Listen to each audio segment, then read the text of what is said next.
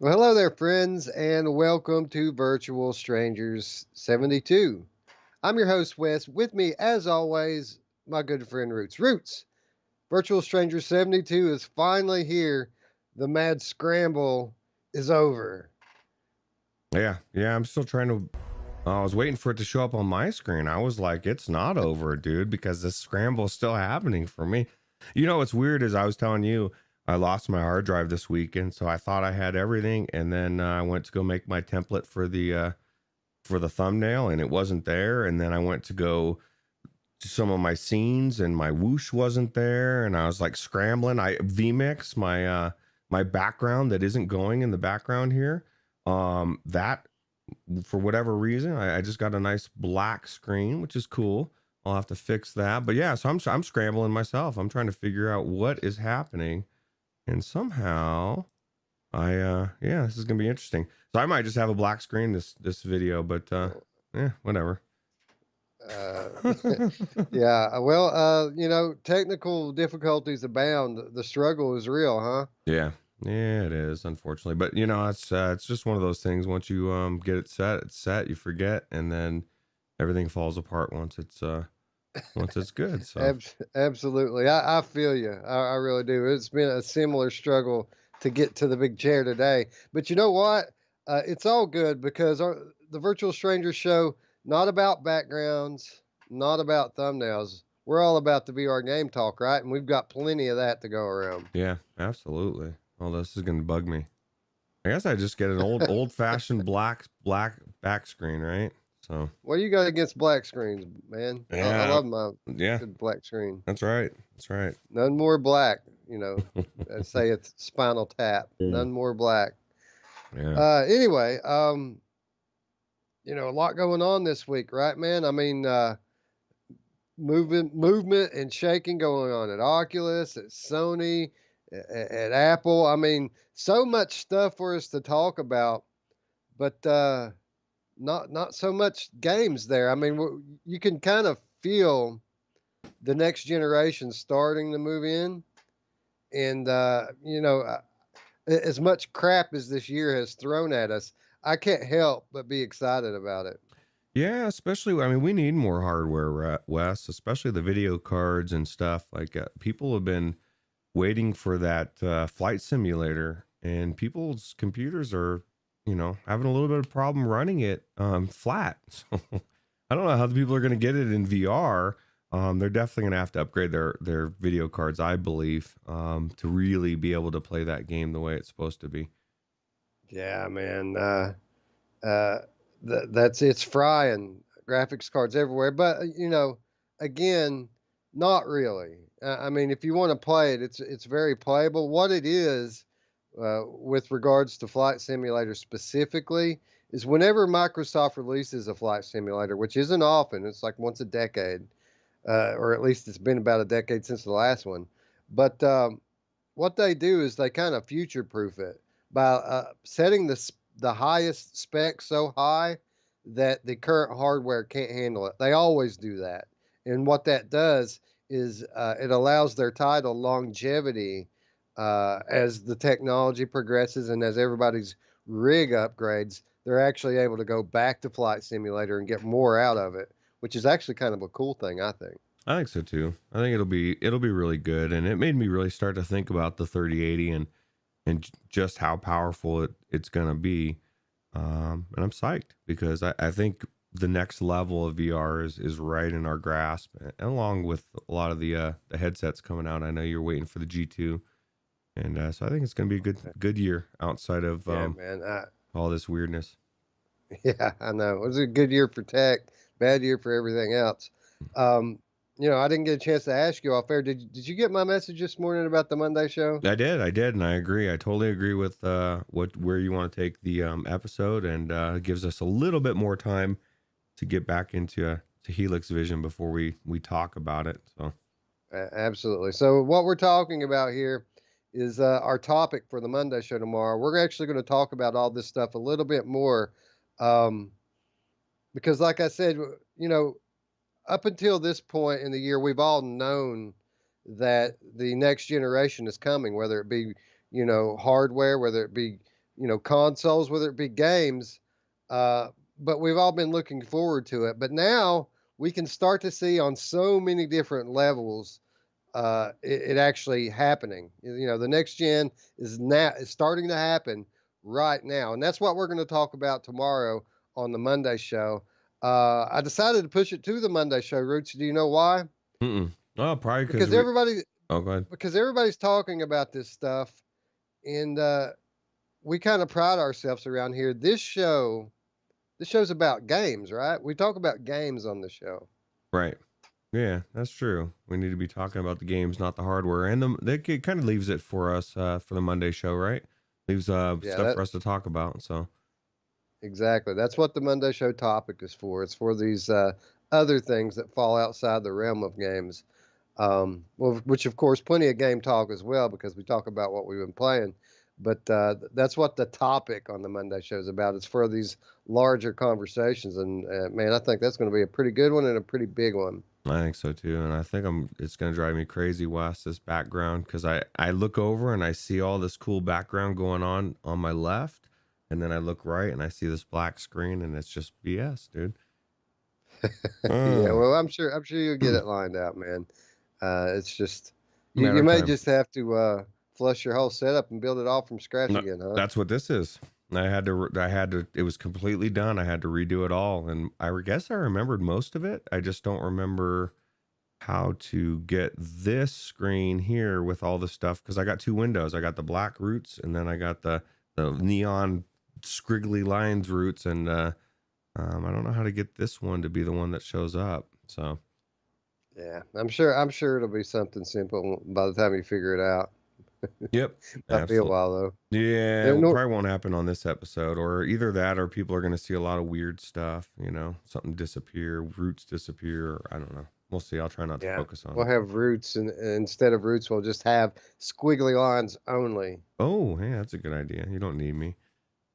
So. Well, I mean, as long as your voice is coming from it, then we can pretend that you're talking to us from the great beyond. That's true. That's true. Anyway, man, it's interesting as we move into this next generation. It's kind of interesting to take a look back at where we've been, and it's kind of weird because in some ways it still feels like we're in the early days of VR, but when you really look back and you think about it, I mean, VR has been around a long time as an emerging technology, and I know a lot of people. When we look back to the earliest days of VR, a lot of people look back to DK1, the Oculus Kickstarter, and that people kind of look at that as the beginning of modern VR, which it kind of is in a way. But I mean, VR development went back for even decades before that. And I read an interesting story yesterday, Roots. I don't know if you're familiar with the virtuality arcade VR machine that came out in the early to mid 90s. But there was a thing. It was working VR, full 6DoF head and hand presence, and it had a handful of games for it. And I just read an article yesterday that the owner of that company, let's see, I've got his name down here. It's Michael Cheatham, the CEO of Virtuosity Tech. They're going to port all of those old virtuality games into modern headsets. And I just thought that was the strangest thing. Did you catch that? I did, actually. I caught the notes on it, and then I skipped right on over to the next topic, as far as scenes wise. But no, that's really cool. Now, is there anything good in there? I mean, what kind of games do they have? Because I've never heard of. You said it's Virtuosity. Virtuosity. So we're talking about the mid 90s here, and there was a good number of VR machines coming out back then. I mean, we had the Virtual Boy, Nintendo's stab at it, which wasn't really VR, but it was kind of VR. They sold it as VR, but it was really more of a 3D Game Boy. And then, of course, a lot of people don't know that Sega Genesis actually had a VR headset that went into full production. They actually made those things, and then at the last minute decided not to sell them because they were afraid that people would get sick. The one thing that did make it to market was the Virtuosity machine, and it was cool, man. They had a headset that went on Halo style, like a PSVR or a Rift S. You know, dialed it in to tighten it up, and it had one controller. You kind of had to step inside this Halo thing. That's the way that they made sure that people didn't get hurt. They made you get inside this Halo, Hmm. so your boundary was actually a physical thing that held you in place. And then there was one controller for it. It was wired, but it was absolutely tracked. Wow. That would have And been pretty cool. Can you imagine of trying that back in the day? And that was like, man, this is it. This is the new technology. It's any day now. This year we're going with it. And then 25 years later, you know, like, or 20 years later, it finally comes to fruition. So now you said did they say anything about what type of experiences there were in there, or? oh yeah. Okay. Yeah, I mean, well, there was a handful of them. I didn't take notes on it. I know the one that I watched the trailer for was a game called Dactyl Nightmare, which is you go around trying to collect these eggs from pterodactyls. Hmm. Um, but the reason why I'm even bringing it up is because it was either last week or the week before. I think you mentioned something about having Missile Command in VR, didn't you? Yeah, that'd be pretty cool, right? That's one of the titles on the list was Missile Command. Oh, okay. Well, this thing is, So I'm looking at a promotional video of Dactyl Nightmare from 4 years ago. It's like maybe where they were thinking about bringing it into VR back then, or at least consumer VR, or were they actually still doing? that video is a lot older than that's just when it was posted. It was 4 years Oh ago. God, That video is old as the hills, man. yeah, it's pretty old. And I'm sure you could tell by looking at the game. It's been a while. Yeah, well, hopefully they update it, right? Well, actually, I don't think that's kind of the point here. I think it's kind of meant as a historical piece. Hopefully, they'll release the whole catalog for the Virtuosity as one title, and I think it's just kind of meant to appreciate where we've come from. How far we've come in the last couple of decades with it. Yeah, that's true. I think Jim Hall needs to get a icon for his character thing here. It's just a little green blank guy, Jim. I need to see like Well, a Sea of Thieves guy or something slashing somebody. little did you know that that's actually what Jim Hall looks like. That's a photograph. I hope not. I've been playing Sea of Thieves with him. I can't play with somebody that's just blank face. I need a face on there, Wes. Yeah, he's actually made his fortune by posing for the picture on the public men's room door. Yeah, that's him, right? You get Yeah, royalties, I mean, right? you For see the every resemblance, right? yeah, yeah, it looks pretty sure. And DL20 G27. Yeah, well, that ladies' room. Yeah, that's right. Yeah, yeah, that's funny. Sorry, DLG, I don't mean to pick on you, but it's pink, so. Yeah, I'd change it. I have to have an icon on there, picture or something. Anyway, no time to waste. I guess we need to get into it. We got dark frequencies today. Is that right? Yep. Yeah. Yeah. We're going to be talking about the dangers of AI, or is there danger? You know? Well, that's the thing. Should be an interesting conversation because sure there's danger, but there's also a lot of upside to it.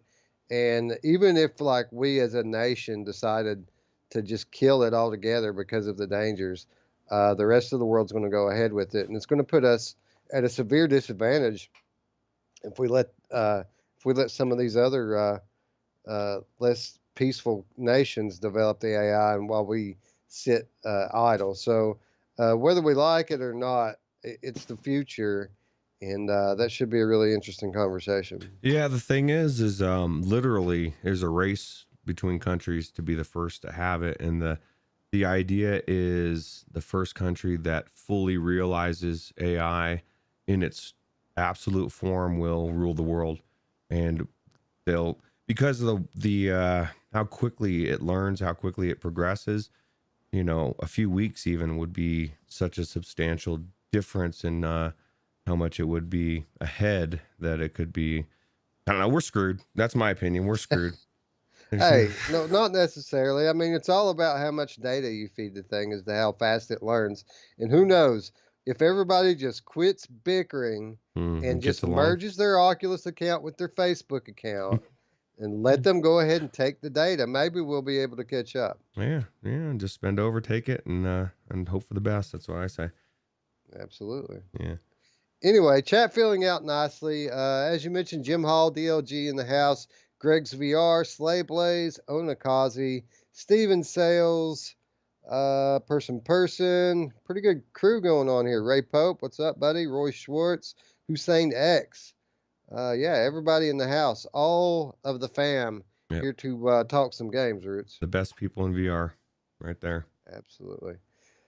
So why don't we start with the a little bit of PSVR talk? I wanted to talk a little bit about Iron Man VR because when it came out, I kind of thought that it was well, most of us kind of thought that it was kind of a must-own PlayStation VR title, but everyone kind of did their review with an asterisk, right? We all said it's great, it does this great, it does that great, but there's some performance issues. Well, Roots, shortly after release, the developers promised us that a patch is on the way, that they are going to address it, and the day has come. They finally released the first big update to Iron Man VR, Roots, and guess what? It's not just a quality of life update, but it's a fairly substantial content update as well. Yeah, it's crazy. Have you tried it since the update and seen how smooth it is? Everything's perfect now.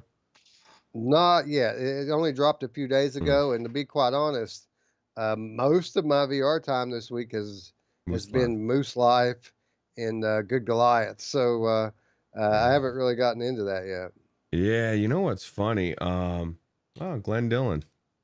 Is that a family member? That's my dad. Hey, what's up, Dad? Yeah, Um, Dad just got a new internet service, and he wasn't aware that we were going live until he visited a couple of weeks ago. So oh, now he's just stopping by to say hi. oh, So cool. hello, Well, how's it going, Dad? Dad, I just want to say you did a good job with this guy. He's a good guy. So. Damn straight. Thanks, Roots. But no, I haven't had a chance to play Iron Man VR yet. Um, since the update, but I'm actually looking forward to it because one of the things that they really have addressed are those load times. There was up to a minute of load time before some of these levels, and many of those are cut in half or even more now. So it's actually going to be a little bit smoother of an experience. Wow, that's nice. Well, now let me ask you this: you've now on your PlayStation, you've got a SSD or no? Did you swap out a SSD? No. No, I'm just running with the stock hard drive on it. So I'm just curious how quick those load drives are with the SSDs because I'm sure it's a lot better. But what's cool, and this is actually video from the new update. It's got a lot of new suits and stuff, a lot of cosmetics, right? Yeah. There was 8 new armor decos. One of them I think was one of the actual pre-order bonuses for those of us who pre-ordered the game. So kind of boo to that. Our exclusive isn't exclusive anymore. But Mm. that's just cosmetic stuff. Nobody cares anyway. Yeah, 8 new suits for the Iron Man character. But that's not all. There's actually new weapons that you can find at the armor station. The first one being a continuous beam repulsor, which allows you to sustain your beam for several seconds, Ooh. dealing continuous damage as long as you hold it. There's also an electromagnetic charge cannon, a micro swarm, and a gravity bomb. So, the combat really is what makes the game. It makes the gameplay so fun. So the fact that they're adding in all of these different weapons is really a big plus in my opinion because it really gives you an incentive to go back in and play the game again, even if you've completed the campaign already. Yeah, person wants to know exactly what I want to know. Any chance this Iron Man comes to PC? I want to play it. I want to play it now. I don't want to wait for PS5 slash, PlayStation VR because I don't own either. And it's gonna be a while, Wes. Even if I buy, I'm gonna be like old school Wes. I'm gonna get the PlayStation 5 first, and then I'm gonna be looking at it, wanting to play PlayStation VR, but I'm gonna have to wait a little bit. So, and hopefully that waiting time will transition into a 1.5 when I do pick it up. That's my hope, and we'll see. Yeah, and the more time goes on, the more likely I think that is. I think it's pretty obvious at this point that Sony's holding out all the VR news for something. Hopefully, it's new hardware announcement, but Only time will tell when that comes to that. But yeah, man, I think it's possible that this game comes to PC at some point. I think that you'll absolutely have a PlayStation VR before that, though. I mean, it'll be, next summer at the very earliest, I think, before you ever see this game on PC. Well, Ray Pope says not a chance. Suckers. No, he didn't say that, but he said never Sony or Hogs. They never release any of their games for PC if they are good. Yeah, that's not This isn't, true. It takes forever. Like Journey. Journey finally came, and that's an amazing Helix Vision game. yeah, Or this Vortex. isn't a first party Sony exclusive though. This is not. This is from Camouflage. Hmm. They're a third Oh, party. that's So right. this is I'm trying to think of a good example of a third party, like Falcon Age, for example, Hmm. is a third party title. It's not from a Sony studio. So there's a few examples of these games that release as PSVR exclusives, and then they come over to PC. And Tetris Effect being another one. Um, so absolutely, I think is a possibility. But Hmm. again, I think you're going to be waiting a little while. Yeah, it's interesting. Maybe we'll see a an Epic Game Store release. How many people do you that say they're never gonna get an Epic Game Store pass or account would throw it down for Iron Man, Girollo? I'm looking at you. Well, they're going to have an increasingly difficult time, I think, avoiding Epic Games. They keep releasing these awesome games that are exclusive to their storefront. The next game we're talking about being one of them as well. But we'll get to that. A couple more notes about this Iron Man VR patch. Not just the quality of life improvements, not just the customizable suits, the custom armors, not just the new weapons, but there's also two new game modes here, Roots. First of all, there's a new game plus that allows players to re-experience the story without giving up your research points and unlocks for the impulse armor. So what this is talking about is as you progress through the story, you gain these research points, and basically what you use them for is to upgrade your armor with new weapons, new abilities, and there's more for you to unlock than you actually ever get the ability to. I mean, there's a lot of stuff to unlock, and the new game plus allows you to start from the beginning of the story. Only you don't lose your progression progress. You actually pick up where you left off, and which makes the game a whole lot more fun because you get to replay the early levels with some badass weapons. I'm just watching this suit here and then manipulate couple of things, and I'm thinking I want to play this damn game. This is nothing. This is the stupid, this loading screen or whatever the hell this is, where you're messing with your suit. I do want to play this game. I think it's phenomenal. It looks amazing, and I'm glad they finally got the update out for the jank. Now, have people been saying some of this jank is, or I guess was it any jank, or is it just the load times that were fixed? I'm not sure they listed a few different things that they changed, but a lot of it again is just quality of life stuff. Hmm. Like you don't have to watch the cinematics on your second playthrough; you can skip them now. They actually made two complete story missions completely skippable. So if you play through the campaign a second time, you don't even have to play a couple of these missions. I don't know why they did that. It's probably some of the early stuff that has you kind of doing tutorials and things like that to learn how to play. But I don't know. I haven't actually watched anybody play it or review it, and like I said, I haven't played it myself, so I'm not quite sure if any of the other performance issues were addressed. I got to imagine that they probably were. Think about the two games that have been taking your time up, Wes. Moose Life and Goliath. And they're two games that people would say, those are basic games. You're just throwing stuff. You're just a moose flipping up and down. And those are two games that they have what you need in a game, especially a VR game, something that draws you in and makes you want to continue. And it's funny because every time you talk about Goliath, I think, fuck, I need to go back in that because I want to go through. I want to get to where you're at. I want to throw some sharks. I want to see some of the later pirate stuff. So I Well, just think I'll it's a just put testament to the games, right? They don't have to be these elaborate AAA games to be fun and grab your attention. Absolutely. And, I'm actually getting close to the end of Good Goliath now, just got a few Oh levels wow. left. But I'll just throw this out there, Roots. We are doing a backlog report Oh tomorrow. yeah. So, you don't have to wish too hard if you want to try it out. You know where it's at, bro. That's true. That's true. What's funny is with my hard drive gone out, how many games that aren't there anymore, because my biggest drive, it was my 3 terabyte drive that went out, so all my games that I didn't care about speed, most of my VR games were on there. And then so not only that, but as I went into my other drives, I thought, well shit man, I need to free up space for the games I really want to play. So I went through and deleted even more games to free up about 500 gigs of space between my 2 drives, because I want to have the games I want to play. So Roots is going lean for a little bit until I get another drive. So Yeah, absolutely. Well, I kind of do that here anyway, just because I seem to keep my stuff maxed out if I don't clean them off when I'm done with them. So I probably got 30 games or so installed on my computer, but I really don't.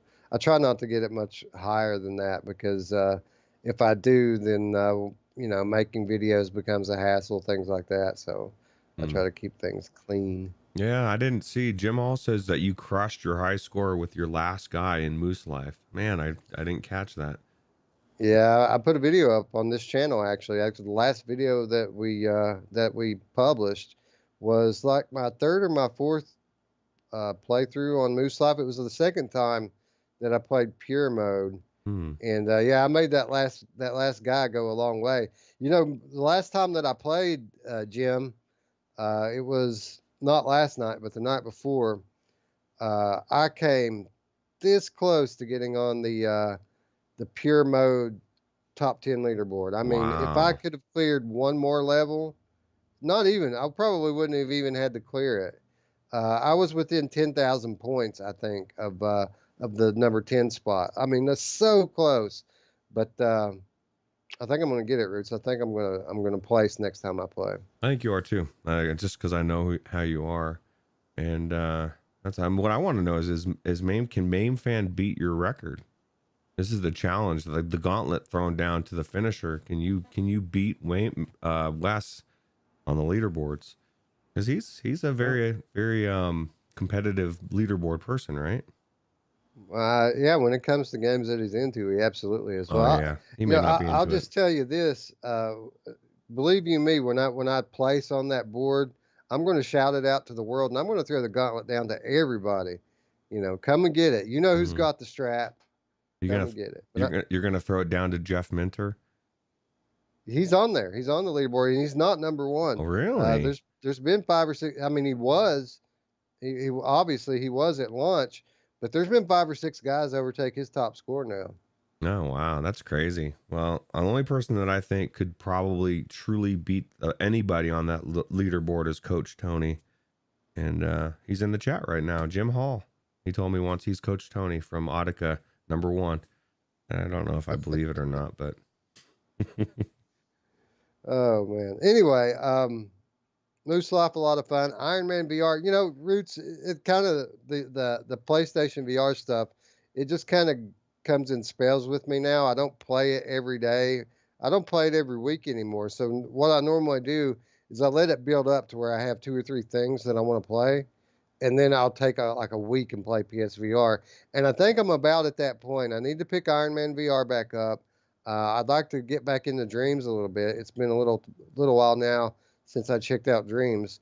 So I think that there's enough in queue now that if I could ever stop playing Moose Life, it's time. It's time to don the PSVR headset once more. yeah, I need to get back into some VR. I've been flattening it up a little bit too much.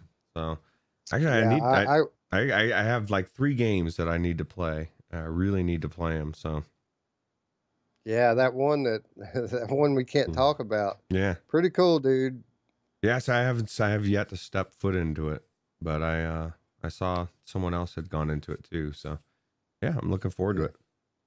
Yeah, I wish I could say more about it, but there's something really funny in there you're going to enjoy. I think I kind of told you about it before, but I got to experience it firsthand, and it's pretty cool. Wow, now you got me intrigued. I think I will go into it maybe after the second podcast.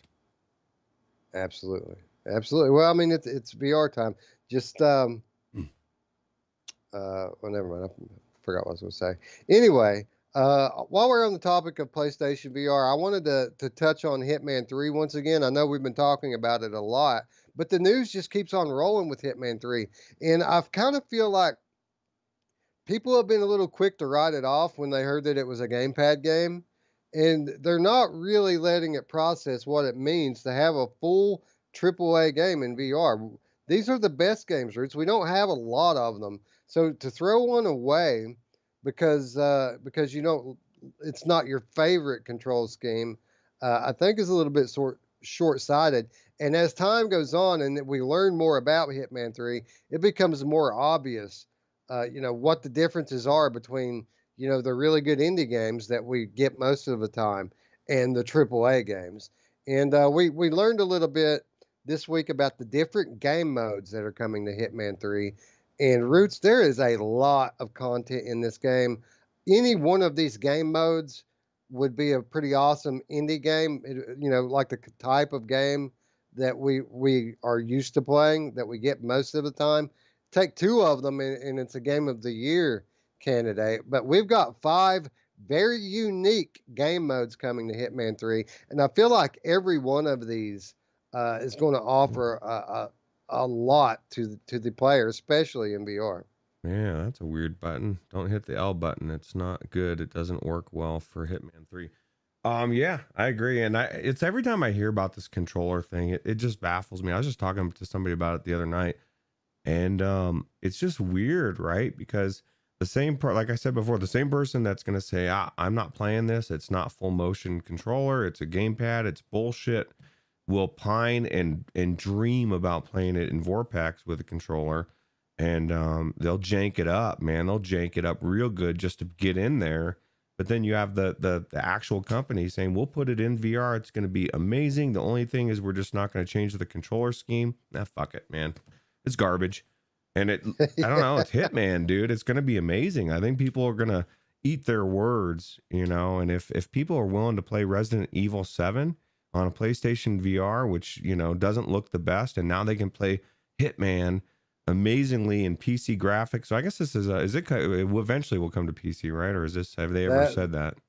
That was what I was alluding to a moment ago. It's going to launch on PC day one. It's just not going to have the VR support at launch. The VR support is exclusive to PlayStation VR, but of course, eventually it's going to come to PC as well. But this is what I was talking about a moment ago when I said that when we were talking about the Epic Game Store, Hitman 3 going to be an Epic Game Store exclusive, Roots. Oh, wow. Well, see, that's another, that just keeps happening over and over again. I think people will be going to Epic for sure. And Ray Pope says Alien Isolation is a perfect example of how quickly you can forget you're using a gamepad. And I agree.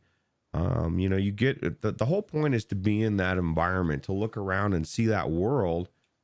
Would it be better with full motion controllers? Absolutely. But I just think to limit yourself to not play the game because of the controller schemes it's weird to me. It's kind of like when you're a kid and they say you bite your nose off to spite your face, and you end up doing something to piss your parents off and you miss out on something.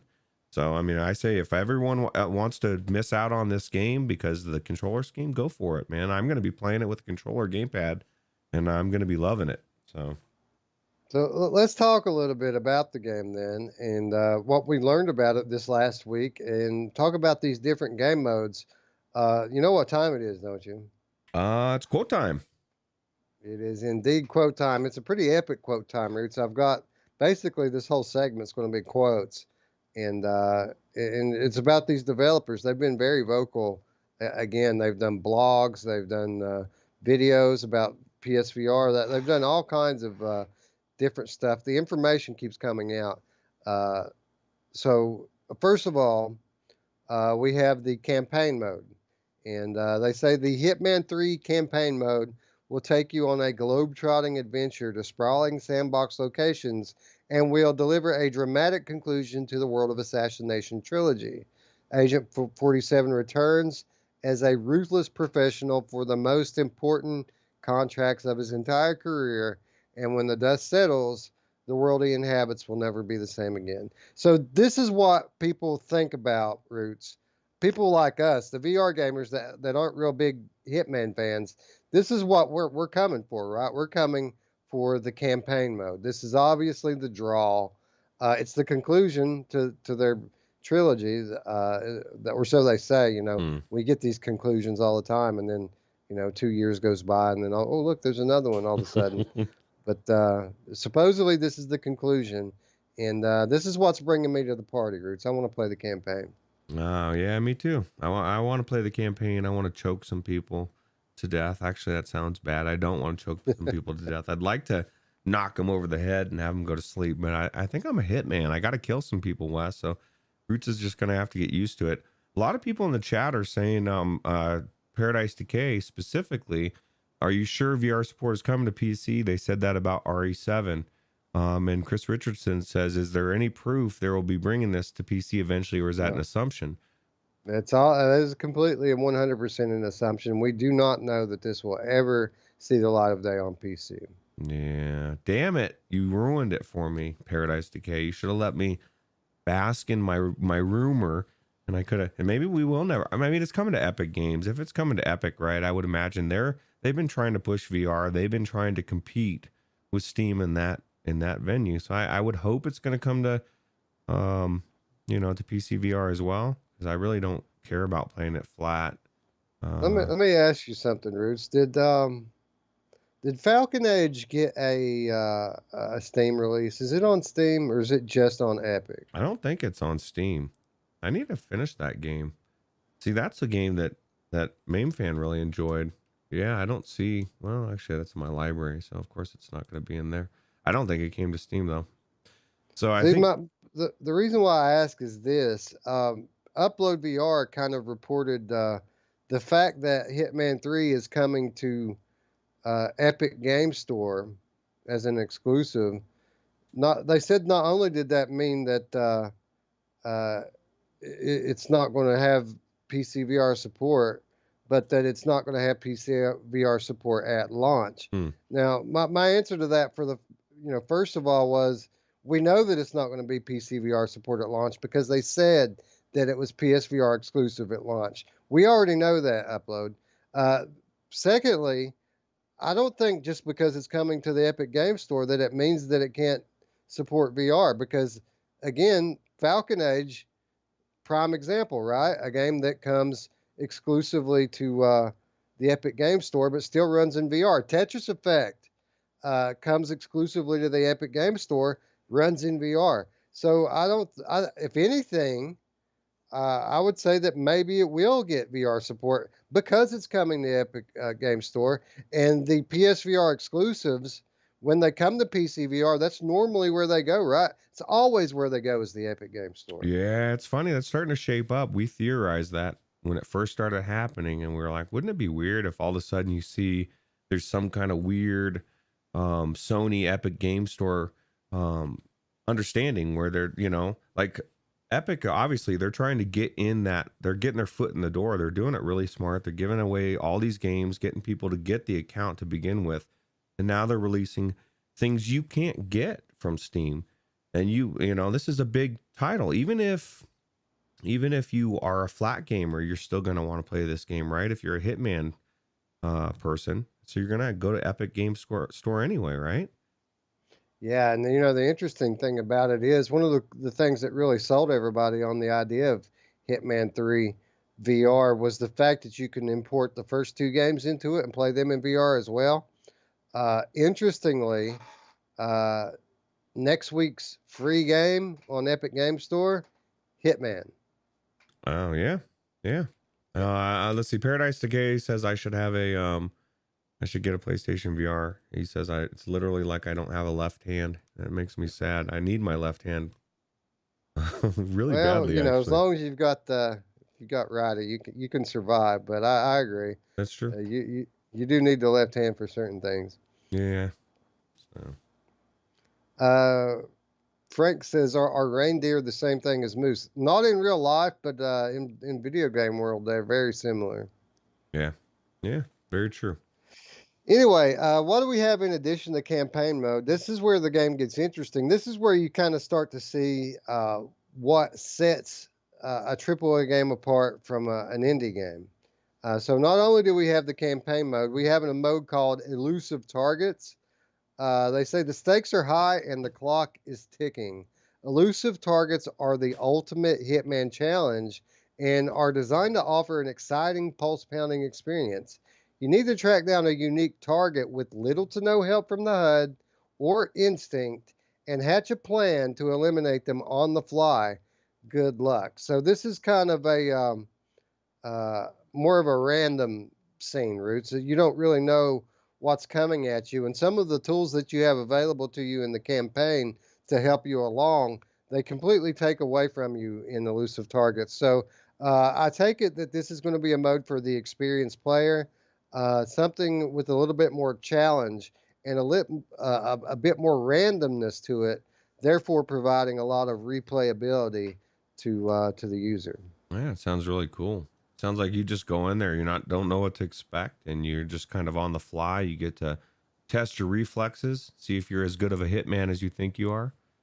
And I'm thinking, I know the first Hitman's free on Epic Game Store next week. I'm gonna pick it up. I might play through some of it. I have no idea. I've never played this game. I've heard people say how amazing it is, so I kind of want to get the backstory a little bit before we get the PC VR version that I'm gonna put out there right now is coming.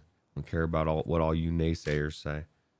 Yeah, I was kind of wondering myself if I should try to play it flat or maybe even play it in Helix or Vortex, just so I could learn how to play a little bit before the new one comes out, instead of going into the third installment cold, never having played a minute in the game.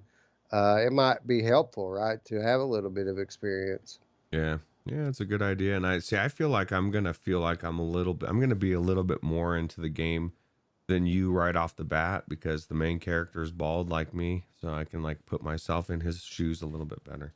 I don't have a good head of hair like you.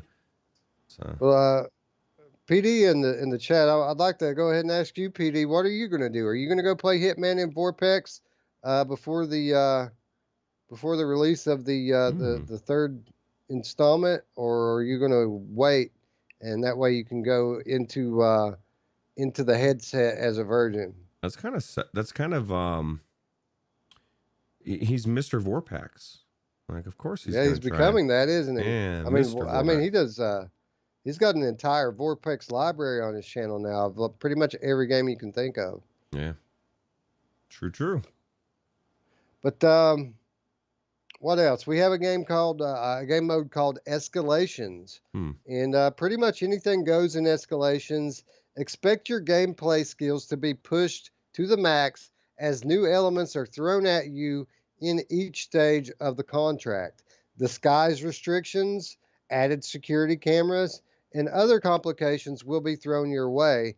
You'll need to overcome them all and still manage to eliminate targets to call your mission a success. So this is basically kind of another sandbox style mode with randomly placed restrictions, again, to increase the difficulty for the player.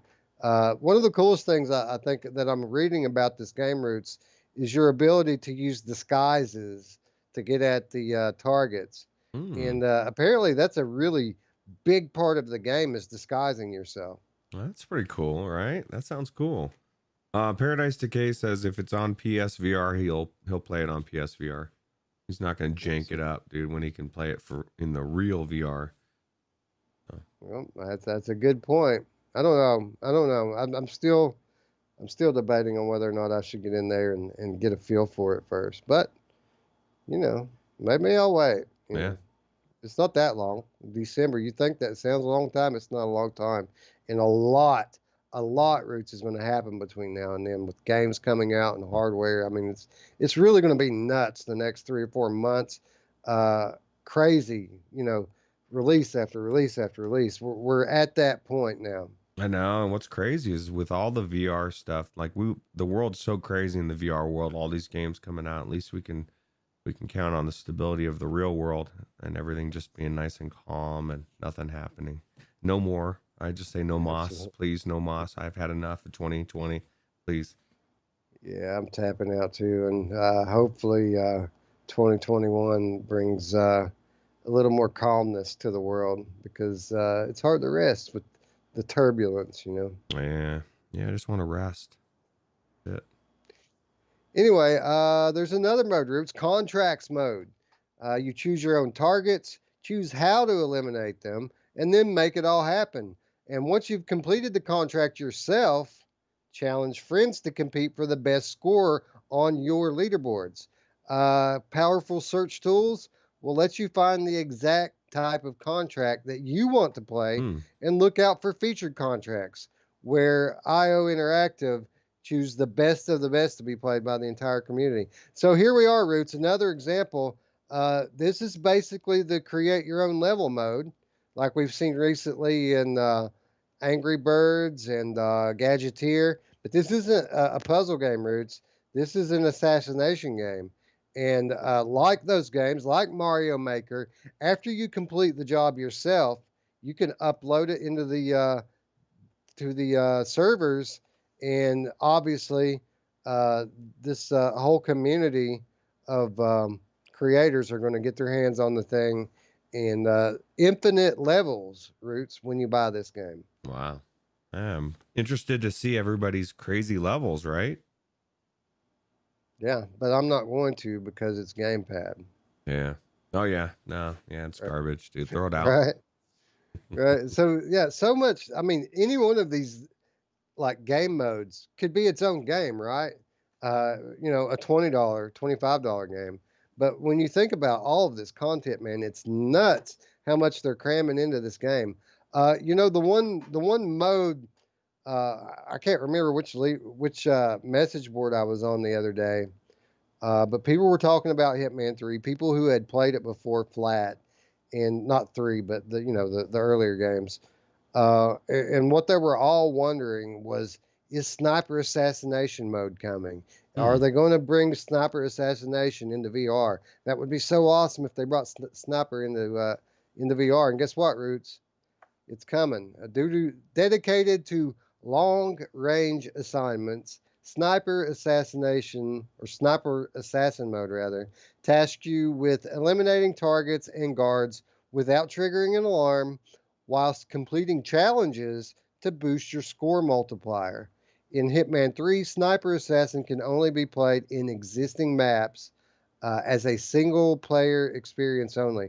So I guess previously, Roots, this was a co-op mode as well. Hmm. They have taken out the co-op functionality, but the mode is surviving. They are bringing it along, only in single player capacity. Okay. Well, I mean, it's looks amazing to me. Game controller or not, gamepad. So, yeah. Yeah, well, I was reading that whatever that message board was. It might have been Reddit. People were so excited about this game. Flat gamers who really didn't play VR much, or maybe not in some cases not at all. Uh, that they really wanted to play the sniper mode in VR, and then I explained to them that Sniper Elite coming to VR, and that it's going to have aim controller support and the whole deal, and they were just like, really, like they couldn't believe it. So yeah, apparently this is a really cool game mode, and apparently this game is going to sell some headsets. Nice. Well, it sounds amazing to me, and I can't wait to try it. I mean, I already have the headset, but kind of like PD though. If I had it on PlayStation VR, if I had PlayStation VR, I would definitely check it out for sure. Yeah. Well, you're going to get there, but you're going to get a PS5, and it's not going to take you 5 minutes to buy a headset after that. Yeah, that's I'm true. confident. Yeah, true.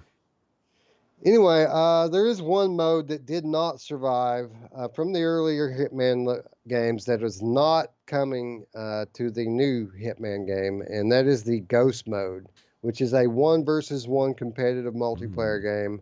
game. With the studio explaining, quote, 1v1 competitive multiplayer came to Hitman for the first time with Ghost mode. With our focus currently on other areas of the world of assassination, Ghost mode won't be featured in Hitman 3. And we have made the difficult decision to shut down the Ghost mode servers on Hitman 2 Monday, August 31st, 2020.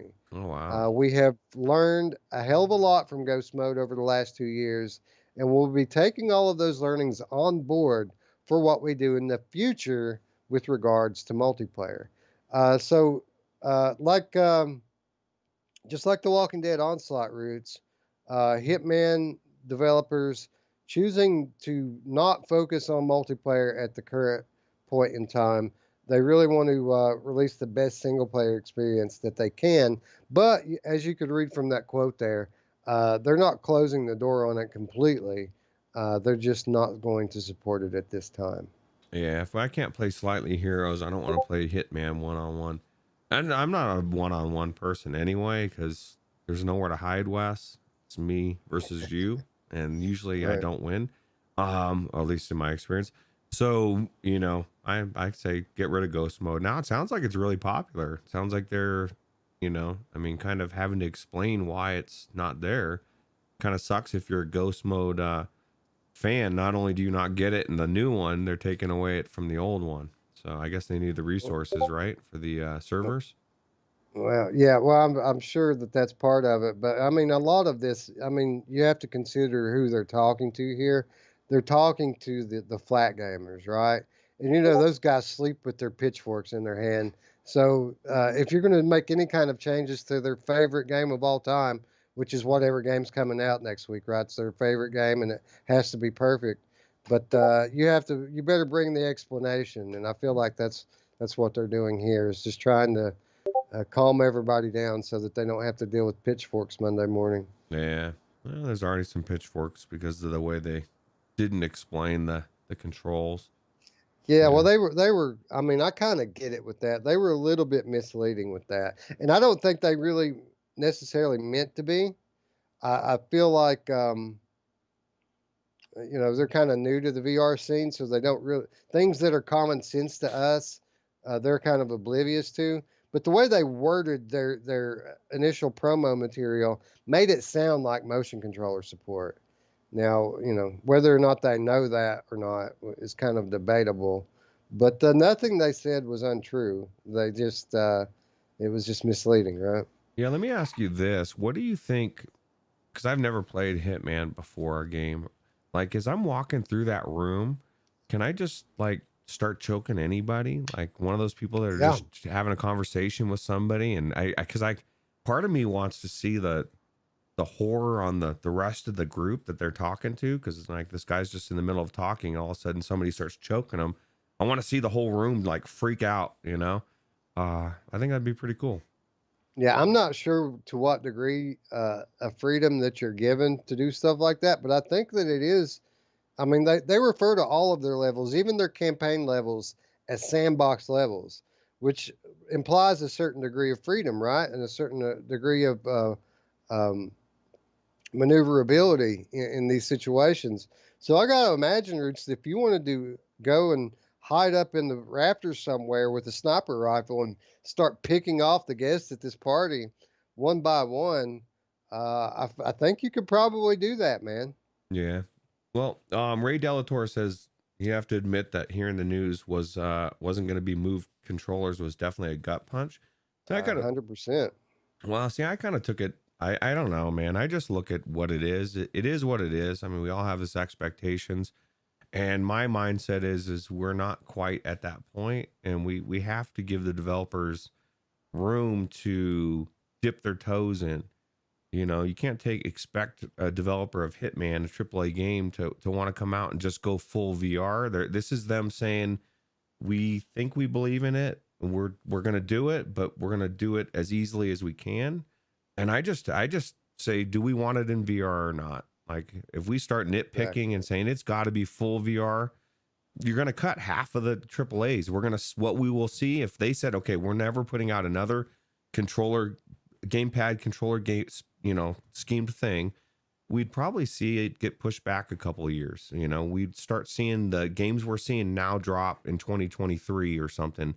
And I don't know, I just feel like this is their way to give it a shot and still satisfy both parties, you know? So, Yeah, I think people forget that. We're so egocentric to a certain extent that we forget that this is a flat game first. They're not including the flat gamers as well. They're including us, right? They're bringing us along for the ride. And when you consider everything that they're doing here to make this a possibility, this is no easy feat.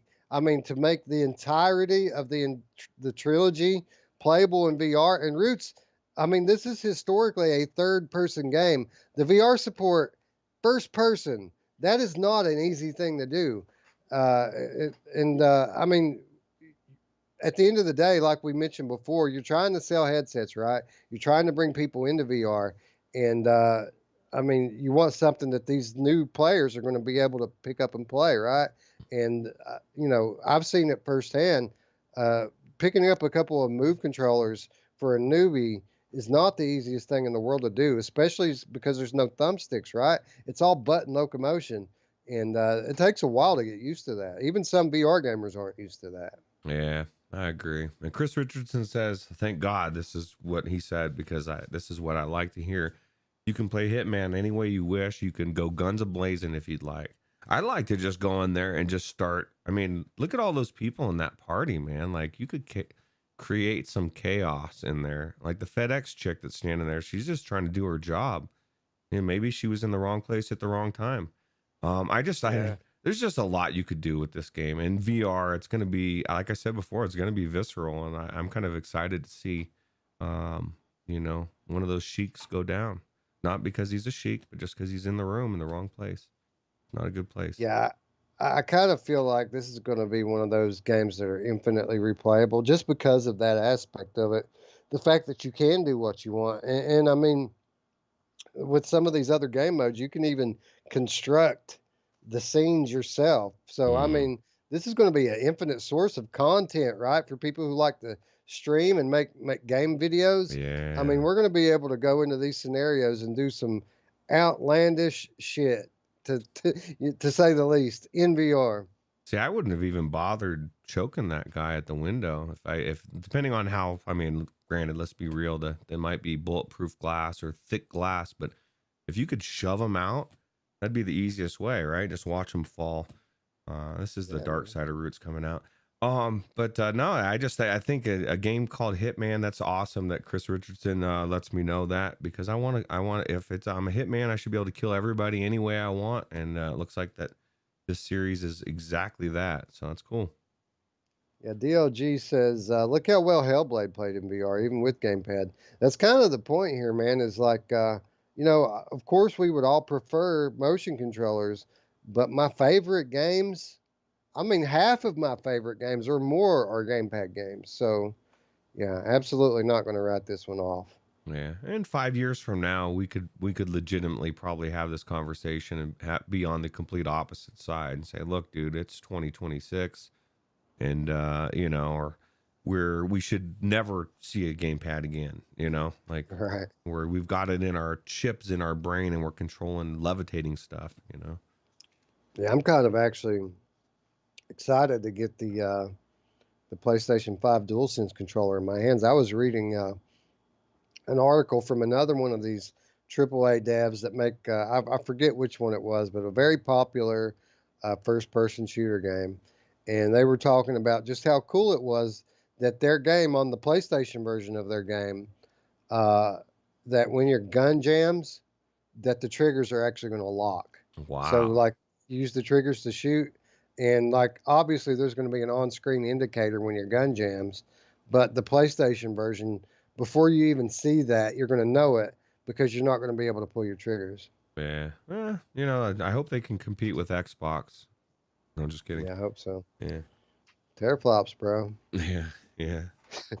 Anyway, let's move on. I guess we need to pick it up a little bit, and we should probably move away from the PlayStation VR a little bit because honestly, Roots, uh, we're coming off a pretty slow week in VR with uh, with regards to game releases. The next week, though, going to make up for it. We've got some stuff coming this week, and first of all, we have Yupitergrad, which was a game we talked about not that long ago on the Virtual Strangers show. This is kind of like a cell shaded space themed Spider-Man game, Roots, and I thought it looked pretty awesome then. And the more I look at it, the more I think that this is going to be a lot of fun. Yeah, I want to know why this game is banned on Google, man. I couldn't find any images. YouTube, like, I was able to find this video, but if I put it in by its name, nothing came up. It was like it's banned. It's weird. It's Russian theme, bro, Yeah, and we can't have that. yeah. I don't know what the deal is, but yeah, no, this game looks amazing. I like the swinging of it. It looks like it's going to combine a lot of stuff. Like as far as the windlands too, you got a lot of different obstacles. It just looks really cool. Now, this is not multiplayer, right?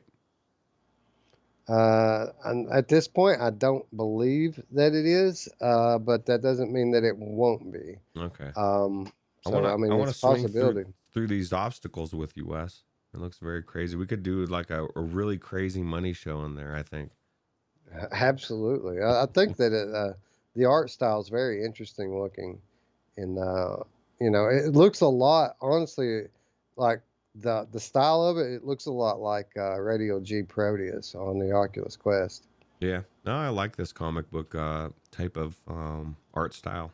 So, especially in VR, it just makes you feel like you're in a different type of world, right? Yeah, absolutely. Anyway, Yupitergrad was announced earlier this month, and at that time, the developer Game Dust announced that it was targeting a Q3 2020 launch. Well, that time is at hand because the launch is going to take place this week Oh, wow. across multiple stores. Hmm. Described by the team as a quote, diesel punk puzzle platformer, Yupitergrad is a single player experience mixing Spider Man style swinging in what looks to be a Soviet space station. You play the role of a cosmonaut sent to the Jupiter base to conduct an experiment. Nothing goes to plan, and you're left trying to flee the station with two grappling devices attached to your arms. Hmm. So, Roots, basically what we've got here, they say roam through an industrial space station with grappling hooks and spatial boosters. See what acrobatics in space, zapping off ledges and walls feels like. Experience the perspective of a space comrade, arcade platforming, and challenging riddles soaked in a gritty, full on Slav humorous story. So basically, what we have here, Roots, is a platformer. You're not going to be shooting things, you're not going to be killing things. Basically, the environment's going to be trying to kill you, and you're going to be trying to escape. And it looks like this is going to be one of those games. While even though there are some puzzles and there are some story elements, this game's going to be all about the gameplay. Oh, it looks really good. Everything about that sounds good to me. Now, DLG27 says it's coming to Viveport, hopefully Infinity. And guess what, Wes? We've been waiting for this $40 game. Last Labyrinth is on Infinity now. That's that. Really? Yeah. So I think that's everybody says that's right up your alley as far as horror and puzzle games. So maybe we should give that a look soon. Yeah, I think it's either Spry Guy or Shiny Robot. One of these guys have been like begging me to play Last Labyrinth for a year. So yeah, if it's on Infinity, I absolutely going to go for it. I mean, I would have put it in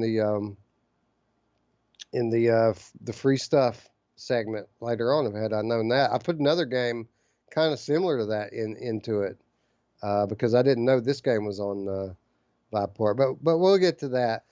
Roots, I mean, as fun as this thing looks, this Yupitergrad, the platforming looks awesome.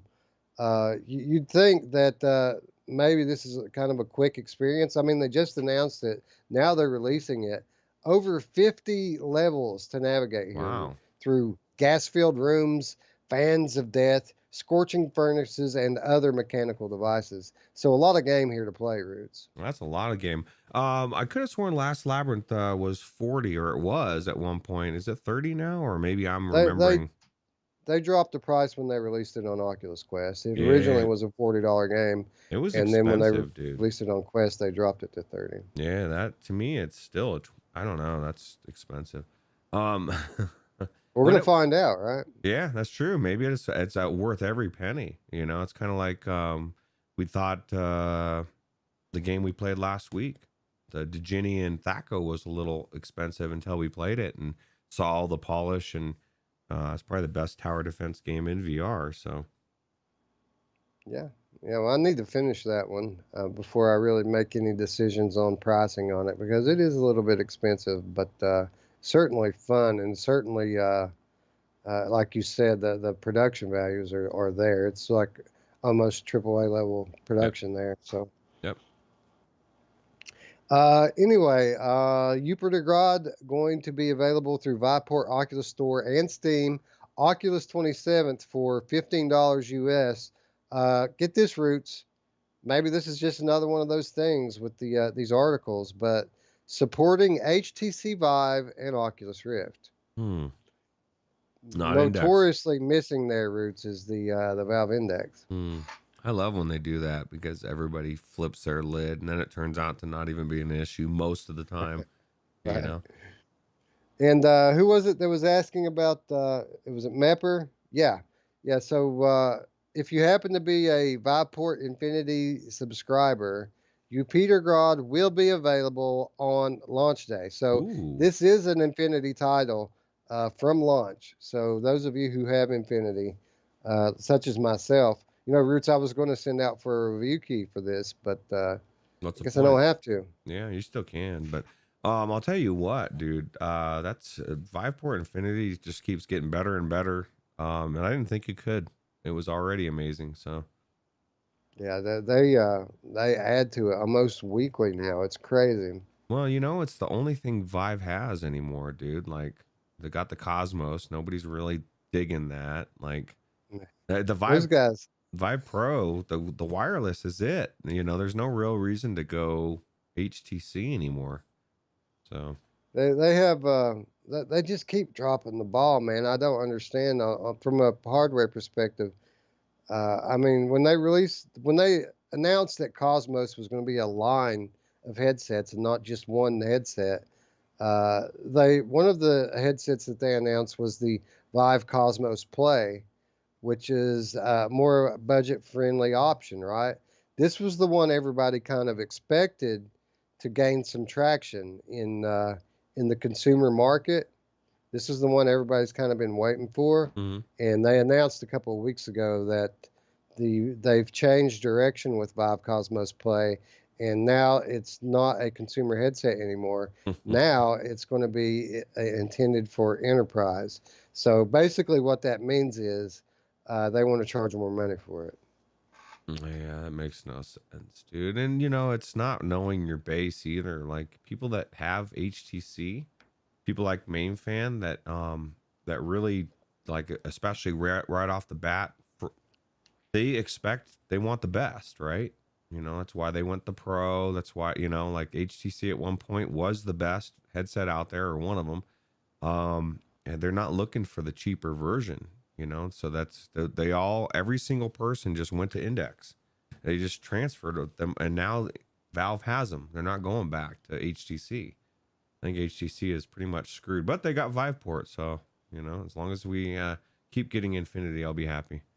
Hey, man, yeah, absolutely. Hopefully they stay at it and they stick to Infinity because, I mean, that's kind of a a way for them to make some money in the consumer space because, I mean, the stigma is almost gone now, right? The old five-port stigma about how it like hogs your resources and all this crashes your machine.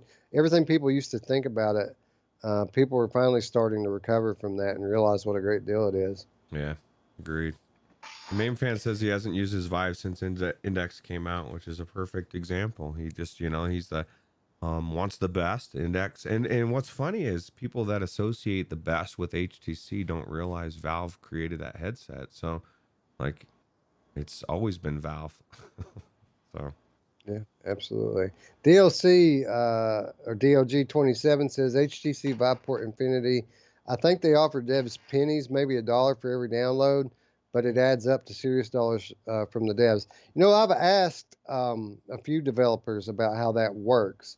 Most of them don't want to talk about it. I did have one tell me that they get paid um, per play time, not exactly by download, but how much time people spend in the game.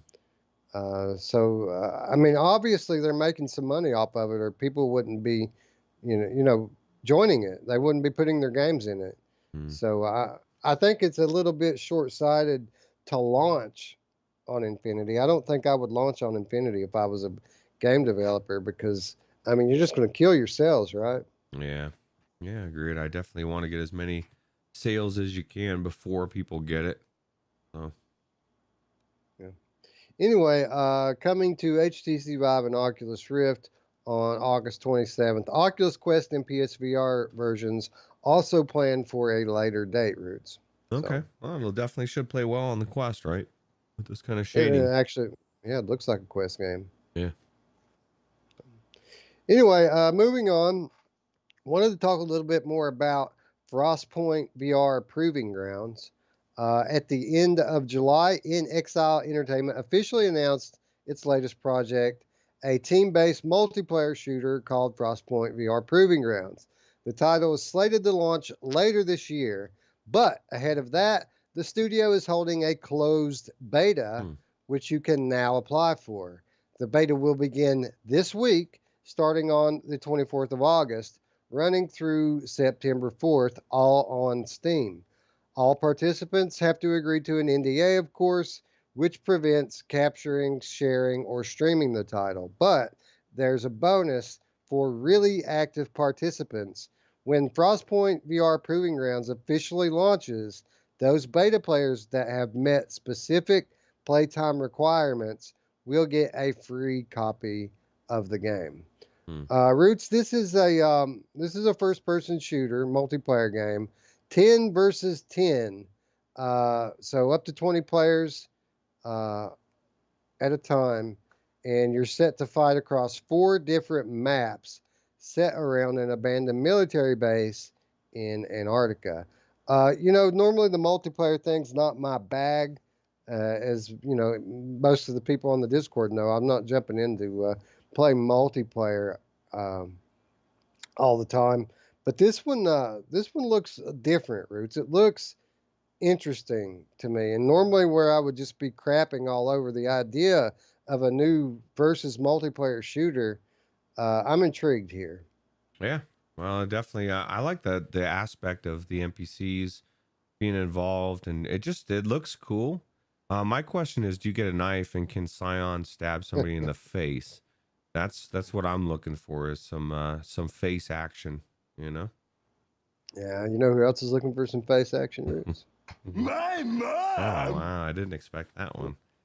Boom, right in the gut when you least Yeah. expect it. Thank God your dad already logged out. Oh no, he would have been laughing too. He's in Uh, on the joke, probably more than anybody. But that's a different story for a different time. Set to offer a selection of P versus P, player versus player game modes, where players will have a selection of realistic weapons to fight with. There will also be a third enemy contingent. Adding a sci fi twist, all human players will have to deal with strange biomechanical creatures which roam the frozen environment. So, this is what I think you were just referring to, Roots, is that you don't only have your opponents to worry about, but both you and your opponent have to worry about these non-playable character enemies that are going to be attacking the both of you. yeah. Yeah, see, that's what I think would be pretty cool. Just those aliens. I'd almost want to see like this as a I mean, it kind of looks like Farpoint kind of, right?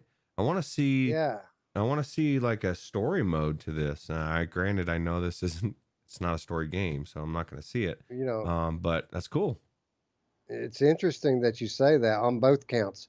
First of all, with the Farpoint thing, when Farpoint added in multiplayer support, uh, that they added in 2 new maps, both of them very frozen Antarctic looking maps like this. Hmm. Also, the key seller, the big thing that made the Farpoint versus multiplayer different than other versus multiplayer is the fact that you had NPCs to attack the players as well, not just the player versus player. So it appears to me that there has been a whole lot of inspiration taken from Farpoint when we talk about Frostpoint. So it's interesting that you bring that up because I see a lot of similarity here. Yeah. Well, they say kind of tried to change the name a little bit. You know, Yeah, Frostpoint, a little Farpoint. bit. Yeah. But interesting that you say you'd like some story campaign to this as well. I absolutely agree with that 100%. And you'd be interested to know, Roots, that this actually started off. It wasn't meant to be a versus multiplayer game Hmm. at all. This was meant to be a survival game, like The Forest or Green Hell or something like that. And as they went on, they felt like that the amount of time that you have to spend in survival games is a little too much for most players. So they kind of leaned. They already had this awesome combat mechanic, so they just kind of leaned into that a little bit and took it from a survival game into a versus multiplayer game. Something they said that you can play in 15-minute increments if you want. Well, it's kind of good because I mean, my thing is I don't necessarily want to play another type of game that's I don't know, man. I there's too many multiplayers, man. I want something. The story pulls me along. That's my thing, and you know, hopefully this will do well. Is this? Do you know if this is coming out Viveport Infinity? This would be the one that you want Viveport Infinity day one, correct? I mean, you want as many people in there to fill the lobbies. Yeah, I guess that's the only possibility. Normally I'd say no because this looks like a pretty polished title. I would expect them to try to sell some copies of it first. But you do make a good point there that they're going to need to fill out their lobbies. But interestingly enough, I mean, the gameplay is set to where you have to have 10 versus 10. But what they're doing to deal with that, if you don't have enough people, is they're just going to fill it out with bots. Oh, okay. Well, as long as the bots are smart enough, that can be good, right? Yeah, and they're actually playing with the idea of allowing players that join to join a match in progress, kind of like Gunheart.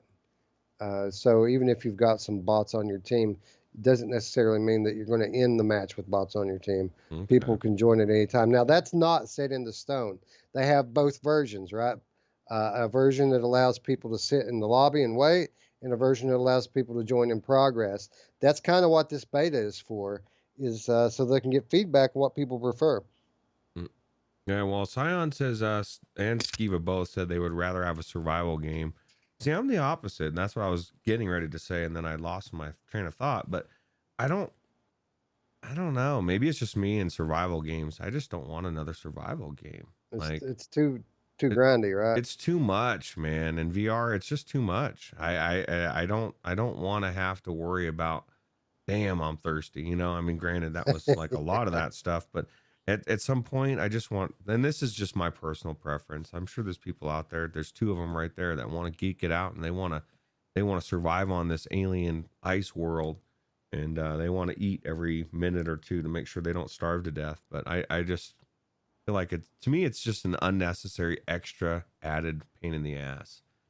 So Yeah, I'm kind of torn here, Roots, because Uh, obviously, this is a very good-looking game, and I want to play it. But if I had to pick two genres for it not to be, I would pick survival and versus multiplayer. yeah. So it's kind of weird because it looks so good. I'll probably give it a shot just based on that. But I don't know which one I would pick, honestly, if I had to pick what kind of game I wanted this to be. I mean, I would like the survival game because it would have a story, but I would never have the time to progress in it. You know what I mean? So it's like the forest. Uh, we've probably played that what 6, 8 hours, the two of us together, Mm. and well, what did we do? Nothing. We just sit and dicked around the whole time. Yeah, we really did not do anything. That's Scion's biggest gripe about how we played the game is we didn't do shit, man. We didn't get anywhere. We Dude, caught each other on fire. I don't go into VR because I want to cut down 100 trees. Yeah. Sorry, but no. Yeah. Yeah, and I mean I get it. I get the grindiness to it. I mean there's games that are grindy and you deal with it if you enjoy it, and maybe that grind will be amazing. I'm not a big survival game, but this one looks pretty cool. I mean 10 on 10, it could be amazing. It's going to be all about the gameplay. I just kind of feel like we're not like these type of multiplayer shooter games need to do something different outside the box. And even if that is just make it more like traditional shooters now. I keep say it all the time, but the game modes matter immensely. We need real game modes. We need capture the flag. We need, all the ones that everybody loves to do in Call of Duty and all Halo and all these games. They're there for a reason. It's because people like those modes and they work well. But it's like you get into a game like this and they have team deathmatch, and that's great. I want to capture the fucking flag. I want a domination. I want to do all that stuff that I love. That's just me anyway. So Well, you're right. When you say that to release another one of these games, it needs to be different, and I think that that's kind of what they're going for here. GamerChick 13 says, "LOL, man. Watching you two play the Forest might have been entertaining on how not to play it."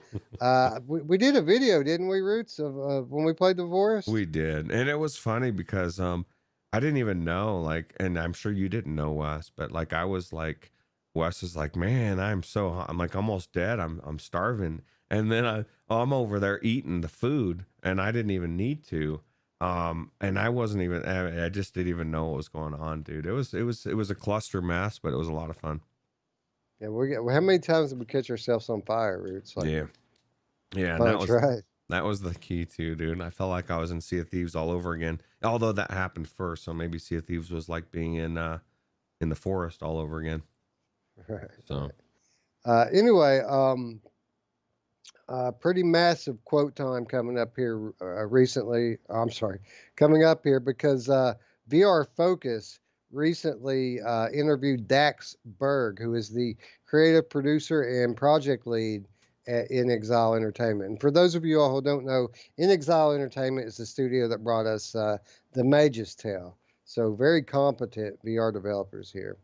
But anyway, I took a few quotes from this interview, but the larger interview, I mean, there's really a lot to be taken from it. So VR Focus, you can find this interview, and I highly suggest, if you're interested in this game, going and reading that interview because there's a lot of information there. yeah, But anyway, got a few quotes here, and the first couple of them have to do with what you were just talking about, Roots, about how this game needs to set itself apart. yeah. Well, Okay, quote. I'm sorry, go ahead. oh no, go ahead. No,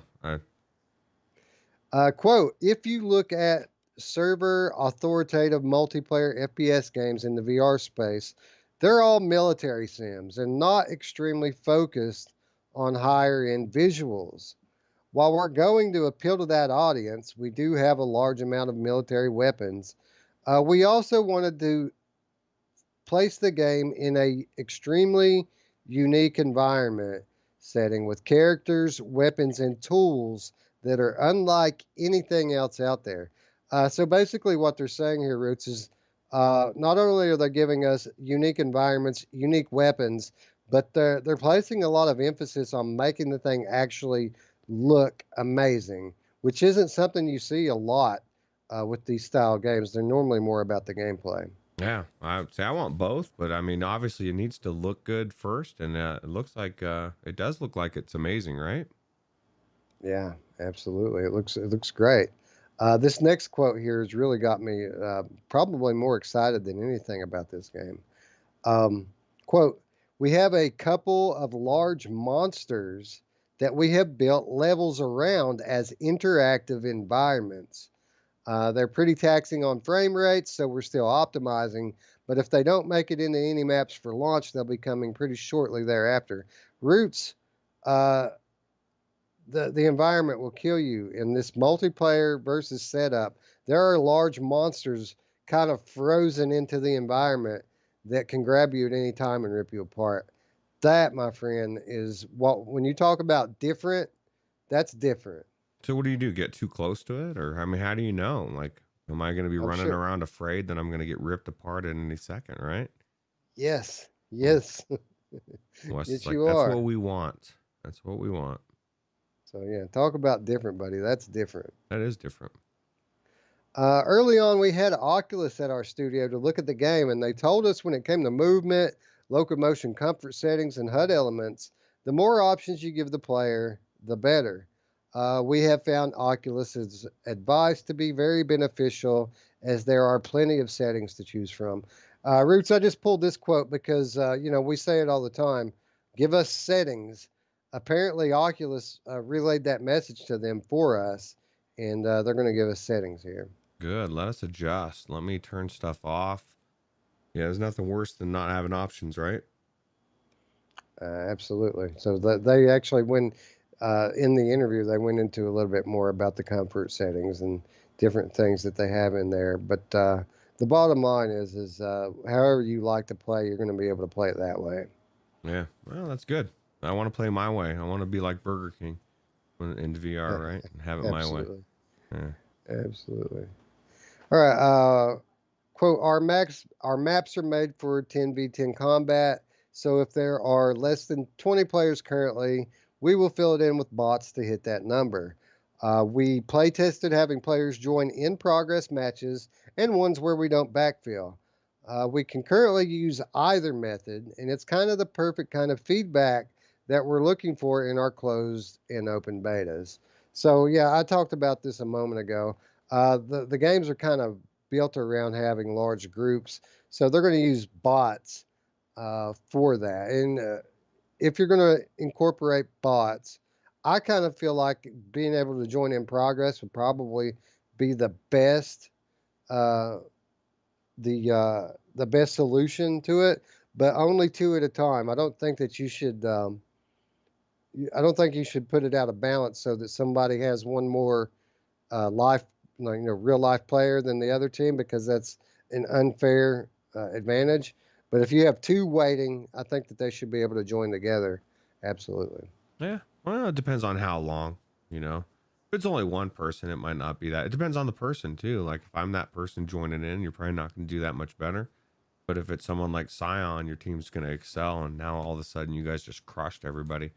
I don't know what the hell happened. So I'm hoping the guns are amazing, because that's another thing that they have to get right. The guns need to be different, and they need to feel good when you shoot them, right? And they do look different. It looks like you can attach stuff to it, so that's pretty cool.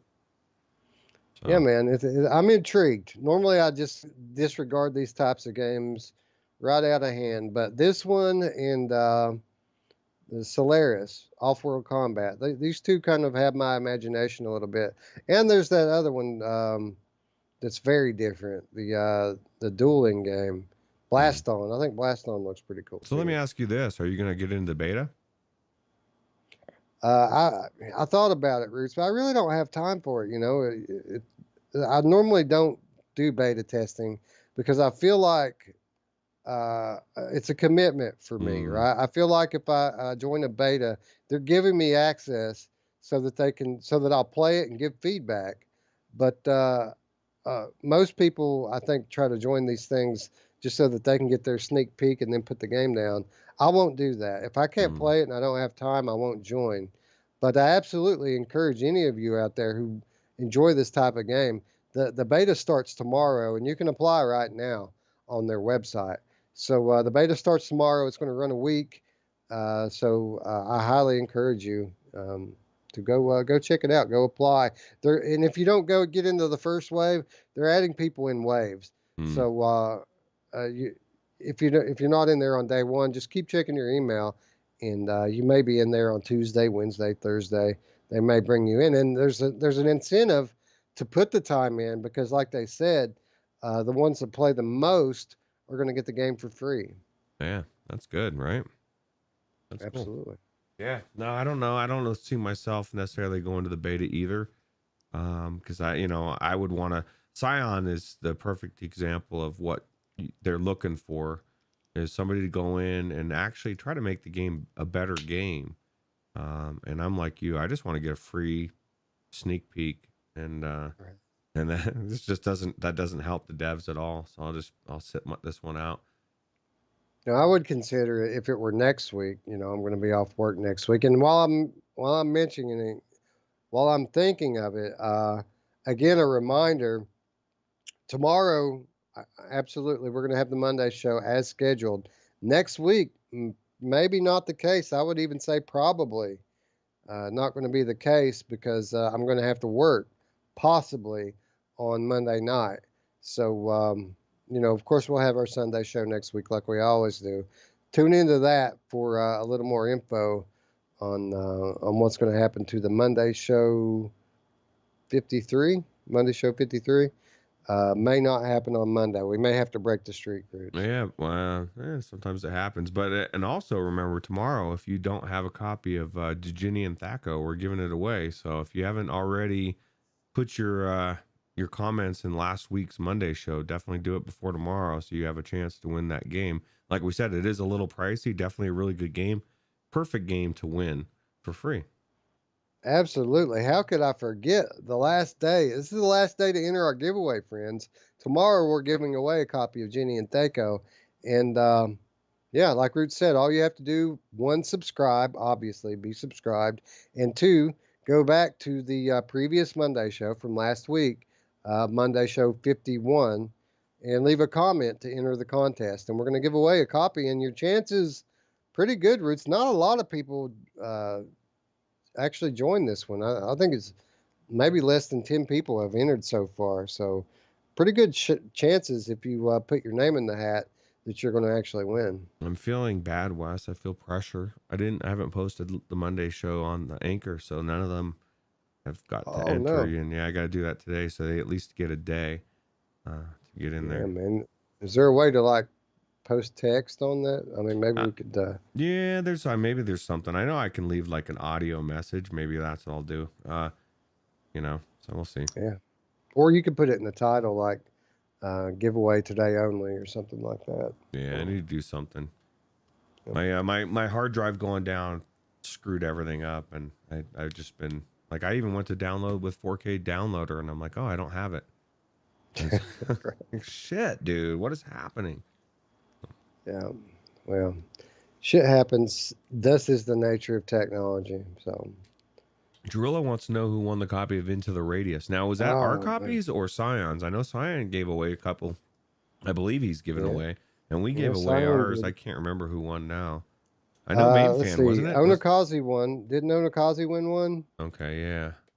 Because he was number one. Yeah, and Mamefan won the other one. Yep. And Mamefan won the one live. We actually gave away 3.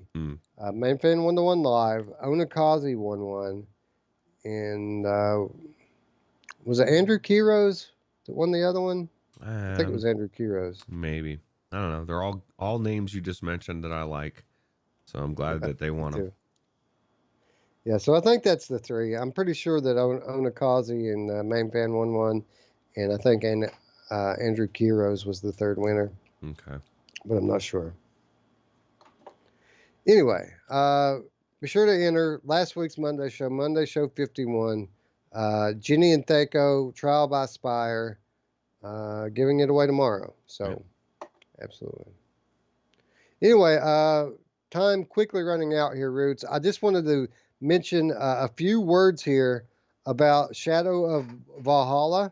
So, again, Roots, this week, it's just full of VR releases and VR things to do. So we had Yupitergrad coming out. We've got the Frostpoint beta. Now we have Shadow of Valhalla. This game actually already dropped. This is the new VR horde game from developer Chicken Waffle, and it launched into Steam Early Access on August 20th. Roots, I don't know if anything quite whets my appetite when it comes to VR games than Chicken Waffles. Yeah, I was just about to say, now I'm hungry, dude. Chicken Waffle. Breakfast time. Yeah, I forgot about this game. So you said it dropped already, right? Have you tried it or? No, man. I didn't know that it had released until I was making up the show notes yesterday. I thought it was releasing this week. It actually released a few days ago. Wow, it looks interesting, man. It looks like you got a lot of different weapons, a lot of things to mess around with. So, be interesting to see what's going on with this. Yeah, I kind of wrote this off, to be honest, when I first heard about it, because people kept describing this game as a blade and sorcery type Hmm. game.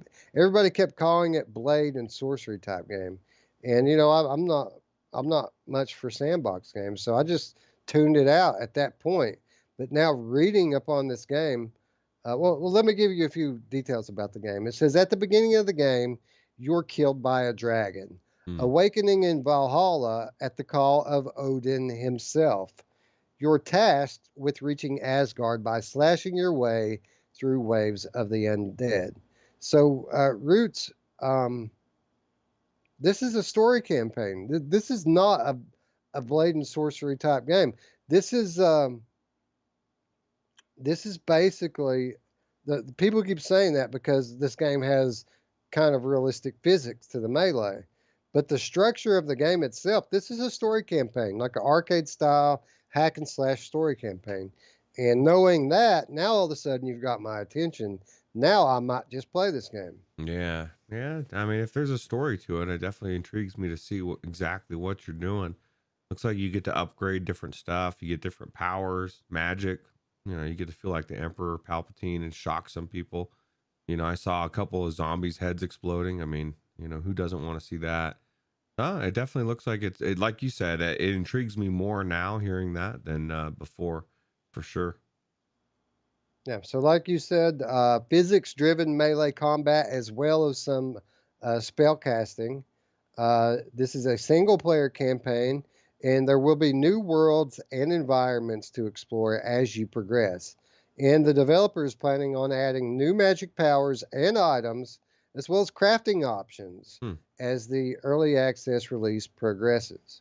So, a lot more to this game than a sandbox style game that we were talking about before. Yeah, what's the cost on it? Do you know? I don't know, but I think we can find out in real time. Yeah, it's probably like $20 would be my guess. This week's episode of In Real Time Roots. Girillo says he missed it. He missed the free copy of Into the Radius.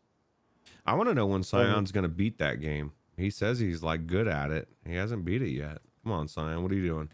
Well, he put some real time into it. I think he said yesterday or the day before. Yeah, no. See, this is how pure Scion is with Into the Radius. Like, he went like 2 weeks without playing it, waiting for a patch because the developers were on vacation.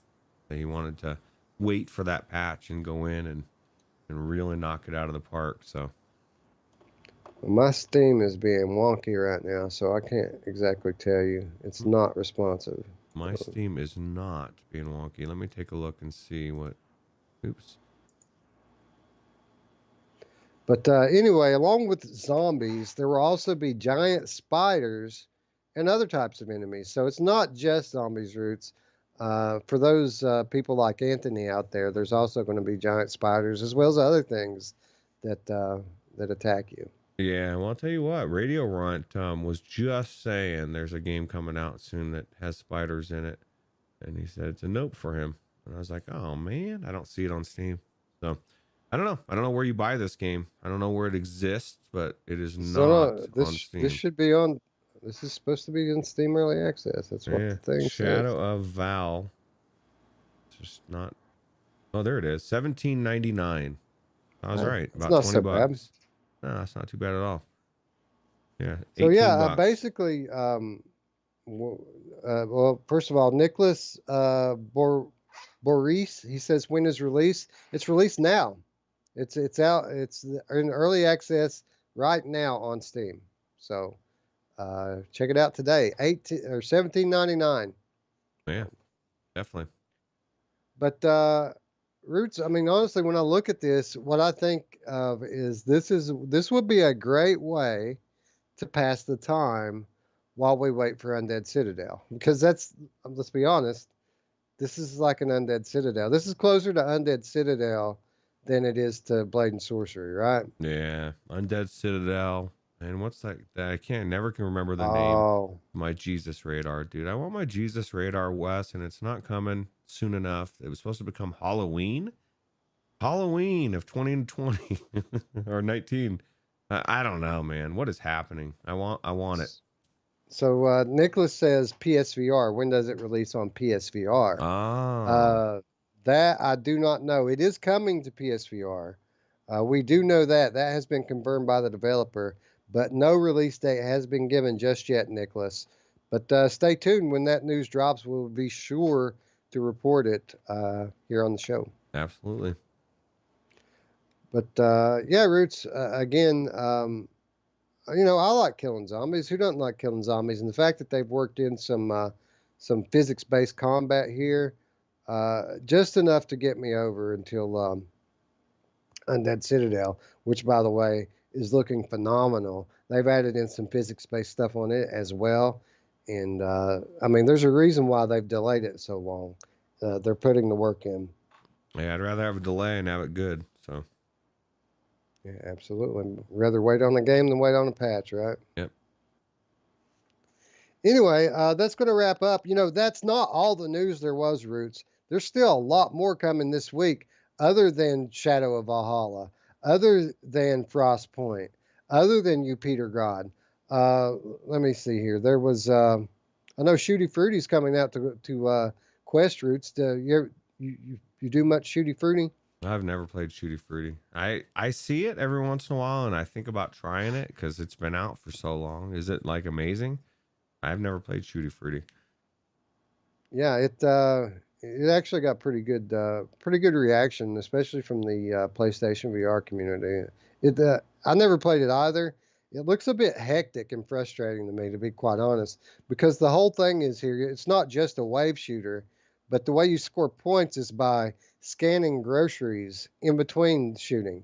So you've got guns that come across on this line that you grab down when you need them, and then there's groceries down here that you have to scan and like you're working at the grocery store.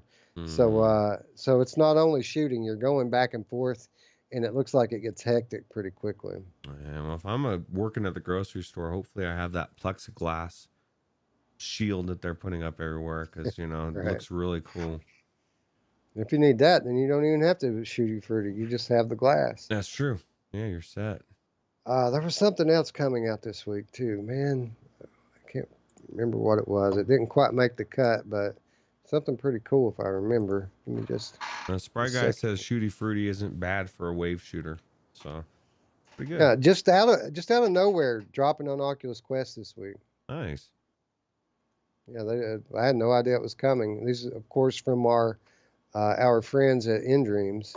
Yeah. And yeah, just a surprise Quest launch. Say thanks to Fun Infinity. Stride Early Access is going to launch this week, Roots.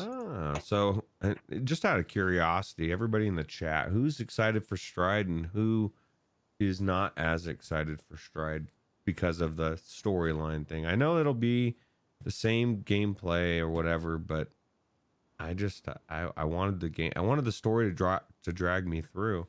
It looks like something I would jump in and play for like 5-10 minutes and then get kind of bored because there's nothing to it but just the gameplay. But maybe I'm wrong. Well, we'll find out soon enough, right? Yeah. Anyway, time ticking down quickly, Roots. I guess it's time for us to move on, get into this week's reminders, and we're going to start off the reminders the way we do every week, and that is by inviting you all to please help us right now support the developers by wishlisting one of these great games that we just talked about today, or even another game. Go wishlist something along with us right now because it does help these developers. Roots, I've been talking a lot to, as you know, to the developers of Ginny and Thaco, John Robb, Dark Cat Studios, and he absolutely reaffirmed this to me last week, that it's a big deal when we wishlist these games. And really, it helps to raise the profile of the game on the platform. So maybe if you guys, if you haven't already wishlisted Ginny and Thaco, maybe that's the one we do this week, Roots. Yeah, absolutely. I know if I didn't own it already, I'd be wishlisting it. It's like you said, it's something I want to go back into. I plan on going back into. I didn't get far enough, Wes. But lots of cool stuff to wish list this week. Yupitergrad, Frostpoint. There's some new stuff on here. Shadow of Valhalla. Great games. And of course, Iron Man, Hitman. Everybody's probably already got those ones. Yeah. But anyway, I think I'm going to do Frostpoint Roots if it's available. If my Steam will cooperate, I don't even know if it will. Yeah, it could be available. I'm not sure. I know I think I'll do Shadow of Valhalla, even though it's out already, right? So add to my wish list. Do it. Thank you. Yeah. Well, Steam's working for me now. Awesome. Didn't want to work a minute ago. Yeah, Frostpoint VR is absolutely there. It's just taking forever to open up. Jeez, man, it is. Steam is having some issues. I'm done. Yeah, it locked me out the other day too. Like it wouldn't run at all. It wasn't just me; it crashed. Because Scion was on the Discord asking about it, and I was like, "Yeah, dude, it's not working." Okay, I got it. I added it. Thank God. Anyway, we'll move on to our next set of reminders, which is free stuff and killer deals. Not a ton of killer deals this week, Roots, but pretty good on the in the area of free stuff. So it's interesting. It seems like we never have both, but each week we always have either some free stuff or some killer deals. What's funny is Epic Games gives out so many flag games, right? Like Enter the Gungeon, which is one of them, right? Yep. The flag games are actually really good flag games. You may have never heard them. A lot of streamers have played Enter the Gungeon. Pretty cool game, and I keep getting impressed by all these games that I'm seeing them put in there. And yeah, they're not VR, but for what they are, they're really good. So it's cool. I've developed a new appreciation for this type of thing from Epic Game Store. Because of Helix Vision and Vortex. So even though they're not proper VR games, a lot of them we can play in VR, right? Yeah, absolutely. And that's the thing is like you said, even Hitman 1, which comes out next week, I want to try to play that in VR. I think it'll be cool. Yeah, absolutely. But anyway, as usual, we're going to start with your PlayStation Plus reminder. The games for the month of August are Call of Duty Modern Warfare 2 Remastered, as well as everybody's favorite game, Roots, Fall Guys. Still going strong, the Fall Guys. When's enough going to be enough? I don't know. I'll tell you what. It's funny because my nephew and my son started playing some Fall Guys last night. My son's 22, and he was like, he was downplaying it. He was saying it wasn't that good before he tried it, and then he tried it, and he's like, it's actually he's liking it. And so I don't know what's going on, Wes. Everybody seems to be liking this game. It's very bizarre. It's making me want to try it. Because if that many people like it, it must be fun, right? So yeah, well, I got my daughter out of her bedroom, so did it really? Oh my God. Yeah.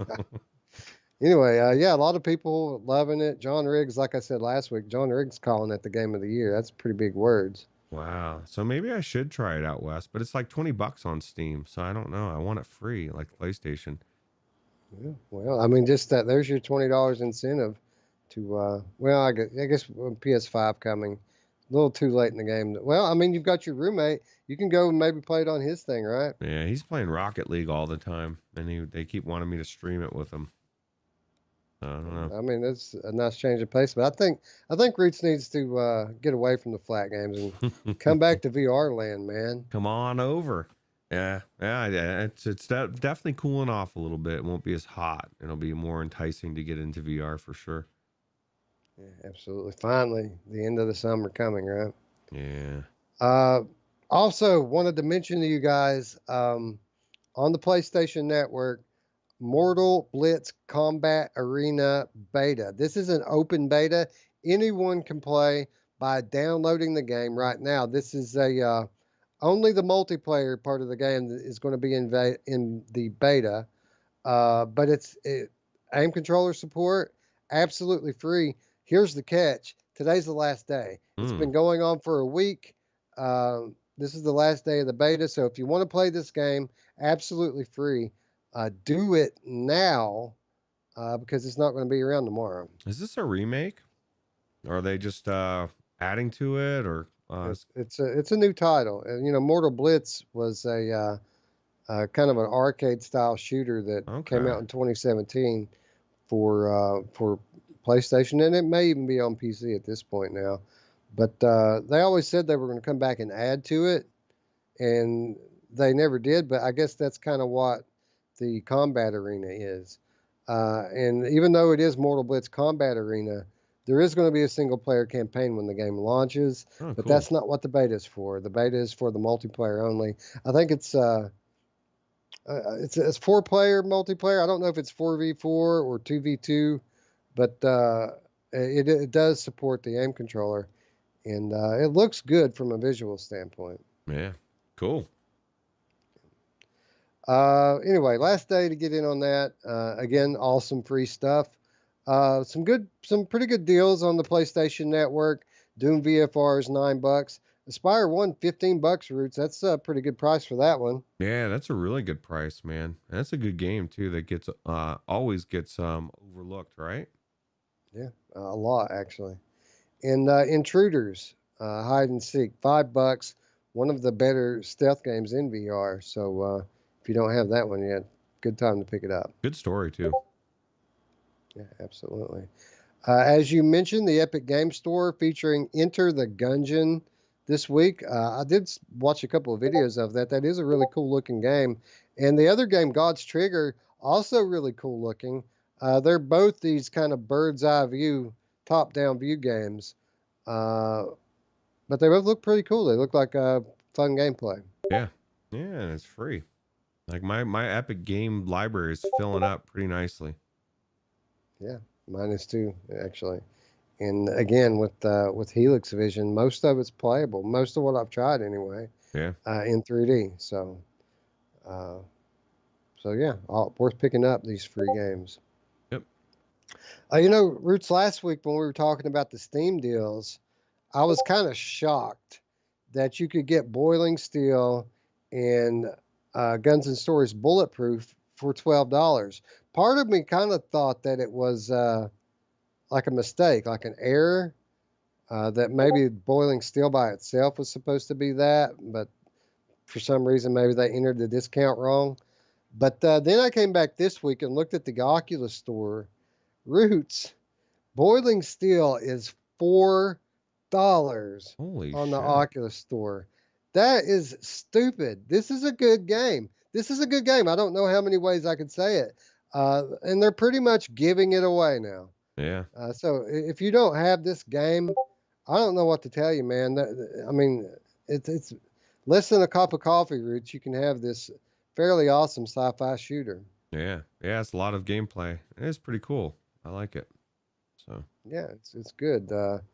Definitely underrated game, overshadowed by the games that released around it at the time, and people just kind of forgot about it. It's a hidden gem, and I highly recommend anybody. $4? I mean, come on, man. yeah, Fall Guys. I keep thinking about Fall Guys now, Wes. Yeah.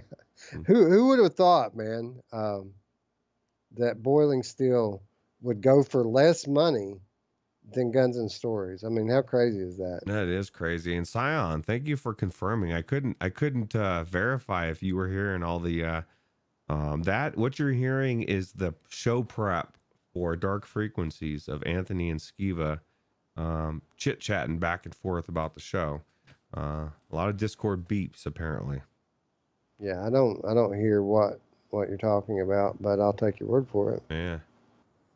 It's exciting. Anyway, I guess we need all the more reason to race to the finish line here. Oculus Store, Boiling Steel, $4. Steam, no really great deals that I haven't already told you about, but some free stuff as Emergence launched this week. Roots, I got Emergence in my email folder. The dev actually emailed me at my Lethal Weasel account to tell me to check this out. So I did. And this first debuted at Sundance 2019, and it is described as a short VR experience that, with its unique crowd simulation, raises some interesting questions about life, society, and how we connect to it all. And I got to be honest, Roots, I didn't quite see it at first, You really have to look at it through the artist's eye to see it from that perspective. But then after you think about it, the thing kind of is about how you as an individual can influence the greater, uh, the greater masses of people around you. Mm. And sometimes people want to mimic you. Sometimes people want to fight you. Sometimes people want to just get the hell away from you. And that's kind of what they're demonstrating here with Emergence. Yeah, no, it's funny. I was just looking because what if one of those guys, like your guy, ran to the group and you had a mask on, and then everybody else started putting masks on? This is actually really bizarre. This is like I saw this trailer and I was like, what the hell is going on in this thing? I want to see it, Wes. You said you have it on Steam? Yeah, it's free. It's free on Steam. Oh, okay. I'm gonna definitely check this out because it just looks weird. I like this artistic weird, and I just paid $8 for that last weird thing, so this is free. Why not, right? Yeah, it's free. It took me about 10 minutes or so. It's not very long, but you can spend as much time in there as you want. I would call it an interesting look at flow dynamics because that's really what you've got here. You've got a crowd flow going on. But if you want to really sit and contemplate it from this philosophical point of view, I kind of see where they're coming at. Universal Everything, the developer says it's about visualizing patterns of human behavior and exploring the individual and the collective, and that it was programmed to simulate intelligent behaviors whilst creating mesmerizing patterns. Um, I don't see any intelligence here, Roots, but definitely some mesmerizing patterns going on. I'll tell you what, I'm downloading it now because that's I have to get it now, Wes, or my MO, what I have good intentions. I'm going to get it later, and then it just never happens. So, yeah, absolutely. So yeah, absolutely free, worth your time. It's cool. The production values are good. So I mean, it's got good graphics and sound. It's all there. I mean, it's a top-notch production. It's just short, and I mean, it's not a game. Don't go into it thinking it's a game. It's just an interactive experience. yeah, Member said he'd freak out if he was stuck in a crowd that acted like that. You wouldn't just like grab people's hands and just swing them around, and I'd be going crazy in there, bro. I'll tell you, I've been in some mosh pits that are similar, honestly. I was gonna say, look at if what if you were there was a mosh pit and they cleared out like that when you ran into it, because usually that's not the way it works. No, but some of these circle pits where people just start running in a big circle looks very similar to what's going on here because obviously the whole crowd doesn't do it. You have a mass of people, but right in the middle of it, you have this group that's just running in circles, and then there's a blank spot in the middle of the circle, right? Nobody there. So, I mean, that's what it reminded me of looking at it. Yeah, it's cool. Anyway, also tried something out pretty cool on SideQuest this week. Something called Ghosts in the Machine, free to download on SideQuest. Only about 2 minutes long. It's only a short tech demo. These developers are actually developing a larger title, but they wanted to put out a demo of their technology to see what people think about it. And what it is a graphic novel, comic book storytelling, but in VR. And we've talked about this, about the potential, and these guys are doing it. It's like what we've mentioned before, Roots. They've put it into practice, and again, it's a very short thing, but my couple of minutes that I spent in there, I really enjoyed. Very effective storytelling software. Nice. So absolutely free on SideQuest. It's called Ghosts in the Machine. If you've got a Quest, you should definitely check it out. I don't want a ghost in my machine. That sounds scary. Absolutely. Anyway, that's going to bring us to our final item, being Viport. Like every week, new titles abound, Roots. They said Last Labyrinth earlier, which I had no idea was on Viport. But I told you last week that The Line was coming to Viport Infinity. Well, it's live now. You can download it and experience it right now with your Infinity subscription. You said The Line? The Line. I don't know what that is. That's that experience, the story from Arvor Interactive, the creators of Pixel Ripped. And, I got to watch it during the Museum of Other Realities. Yeah, rub that in again. and then they put it up for sale on the Oculus store, so you can buy it. It's like $5 or $6, but now you don't have to pay for it because you can go into Viveport Infinity and check it out absolutely free. It's an interactive experience. It's not just a story taking place. You actually use it's up for an Emmy, Roots. They just announced that last week. Wow. They're Emmy nominated for this thing now. Well, I'll tell you what, how amazing is was it Navarro, right? Ribeiro. Anna Ribeiro. Okay, yeah. I'm missing it. How awesome is that dev? And she's pretty awesome, but I think this is actually one of the other devs there that's behind this one. Okay. I can't place his name right now, but he did a hell of a job. And, as is frequently becoming the case more and more lately, they've got world-class voice actors here. Richard, dude, I can't think the guy's name from Westworld. One of the guys from Westworld is the lead actor in this thing. So Mepper says the line is one experience that he actually thought was worth the price of admission. So that tells you very something good right there. Yeah. Especially if it's free. I'm going to see it for free. It's definitely going to be worth my price of admission for sure. Yeah. I recommend it to anyone who has Infinity. They should definitely check it out. Cool. But also live on Viveport. Maybe this has been on there for a while and I didn't just notice it. But Tokyo Chronos is available on Viveport, which is another one of these anime type games. I don't even know if this is really a game more than an interactive story. Basically, you have choices that you make during the game which affect the story directly. And there are many branching points within the thing.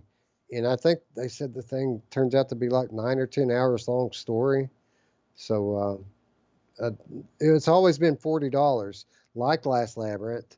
So I never really tried it out before, but I mean, if it's part of Infinity, why not, right? Yeah, absolutely. We're gonna be trying these games out now. I really do want to try Last Labyrinth because I almost bought it a couple times because people said how good it is, and me as well. Both of these titles very interesting looking, always out of my price range, but now that they're available as part of my subscription, I mean that $30 for this year, it just seems like less and less as time goes on, doesn't it? Okay, well, is that Infinity? Radio Runt says Battle Group VR is on Viveport. And I knew it was coming because every day he's like, dude, you need to check this game out, Roots. It's really good. And I've actually seen a lot of different people saying it's good. So I do need to check out Battle Group VR. But is that free? Is that Infinity free, or is that Viveport? You buy it? No, it's on Infinity. I actually looked at it because he does keep bringing it up. But they don't look like my type of game, Roots. I mean, maybe it's good. Maybe it's one of those things where VR makes it funner, but it doesn't look like the type of thing that I would normally play. Yeah, see, I saw the trailer when it first dropped and I thought the same thing, but I value Radio Runt's opinion, so if he keeps saying it's this good and Roots needs to I mean, coming from one of the number one fans of Virtual Strangers, if he says Roots needs to try it, then I probably need to try it because it's probably good. So yeah, Mepper says Tokyo Chronos did just show up on Infinity this week. Okay, good. So I'm not just out of touch here. It actually is new. Yeah, cool. Yeah, I don't want to pay that high price either, Mepper. Definitely good. Free is good. Absolutely. But anyway, my phone's going off, and that means it's time to go to work, Roots. It's time to put an end to this episode of Virtual Strangers, and it's time for our final set of reminders, and that is how you can help support our channel. Of course, if you're new to the channel, the best way to do that is by subscribing, liking the video, clicking the notification bell. It's just a click, guys, and it goes a long way to helping us grow. So for those of you who are already subscribed, we thank you. For those of you who have not yet, please consider doing so. Of course, you can join the community, join the conversation by scrolling down to the description below and joining our Discord. All day, every day, Roots, VR Talk 24/7, and pretty active multiplayer hub as well, right? Yeah, that's where all the activity goes. That's how we form our groups for contractors. We play Windlands 2. Sea of Thieves channel is very active. for those flat Yeah. gamers. Little crazy active, that one. Yeah, crazy active. But yeah, dude, it's a great community. It's awesome. Everybody gets along, and we're like a family. So Absolutely. So come join the fam, y'all. yep, There's room for everybody. that's right.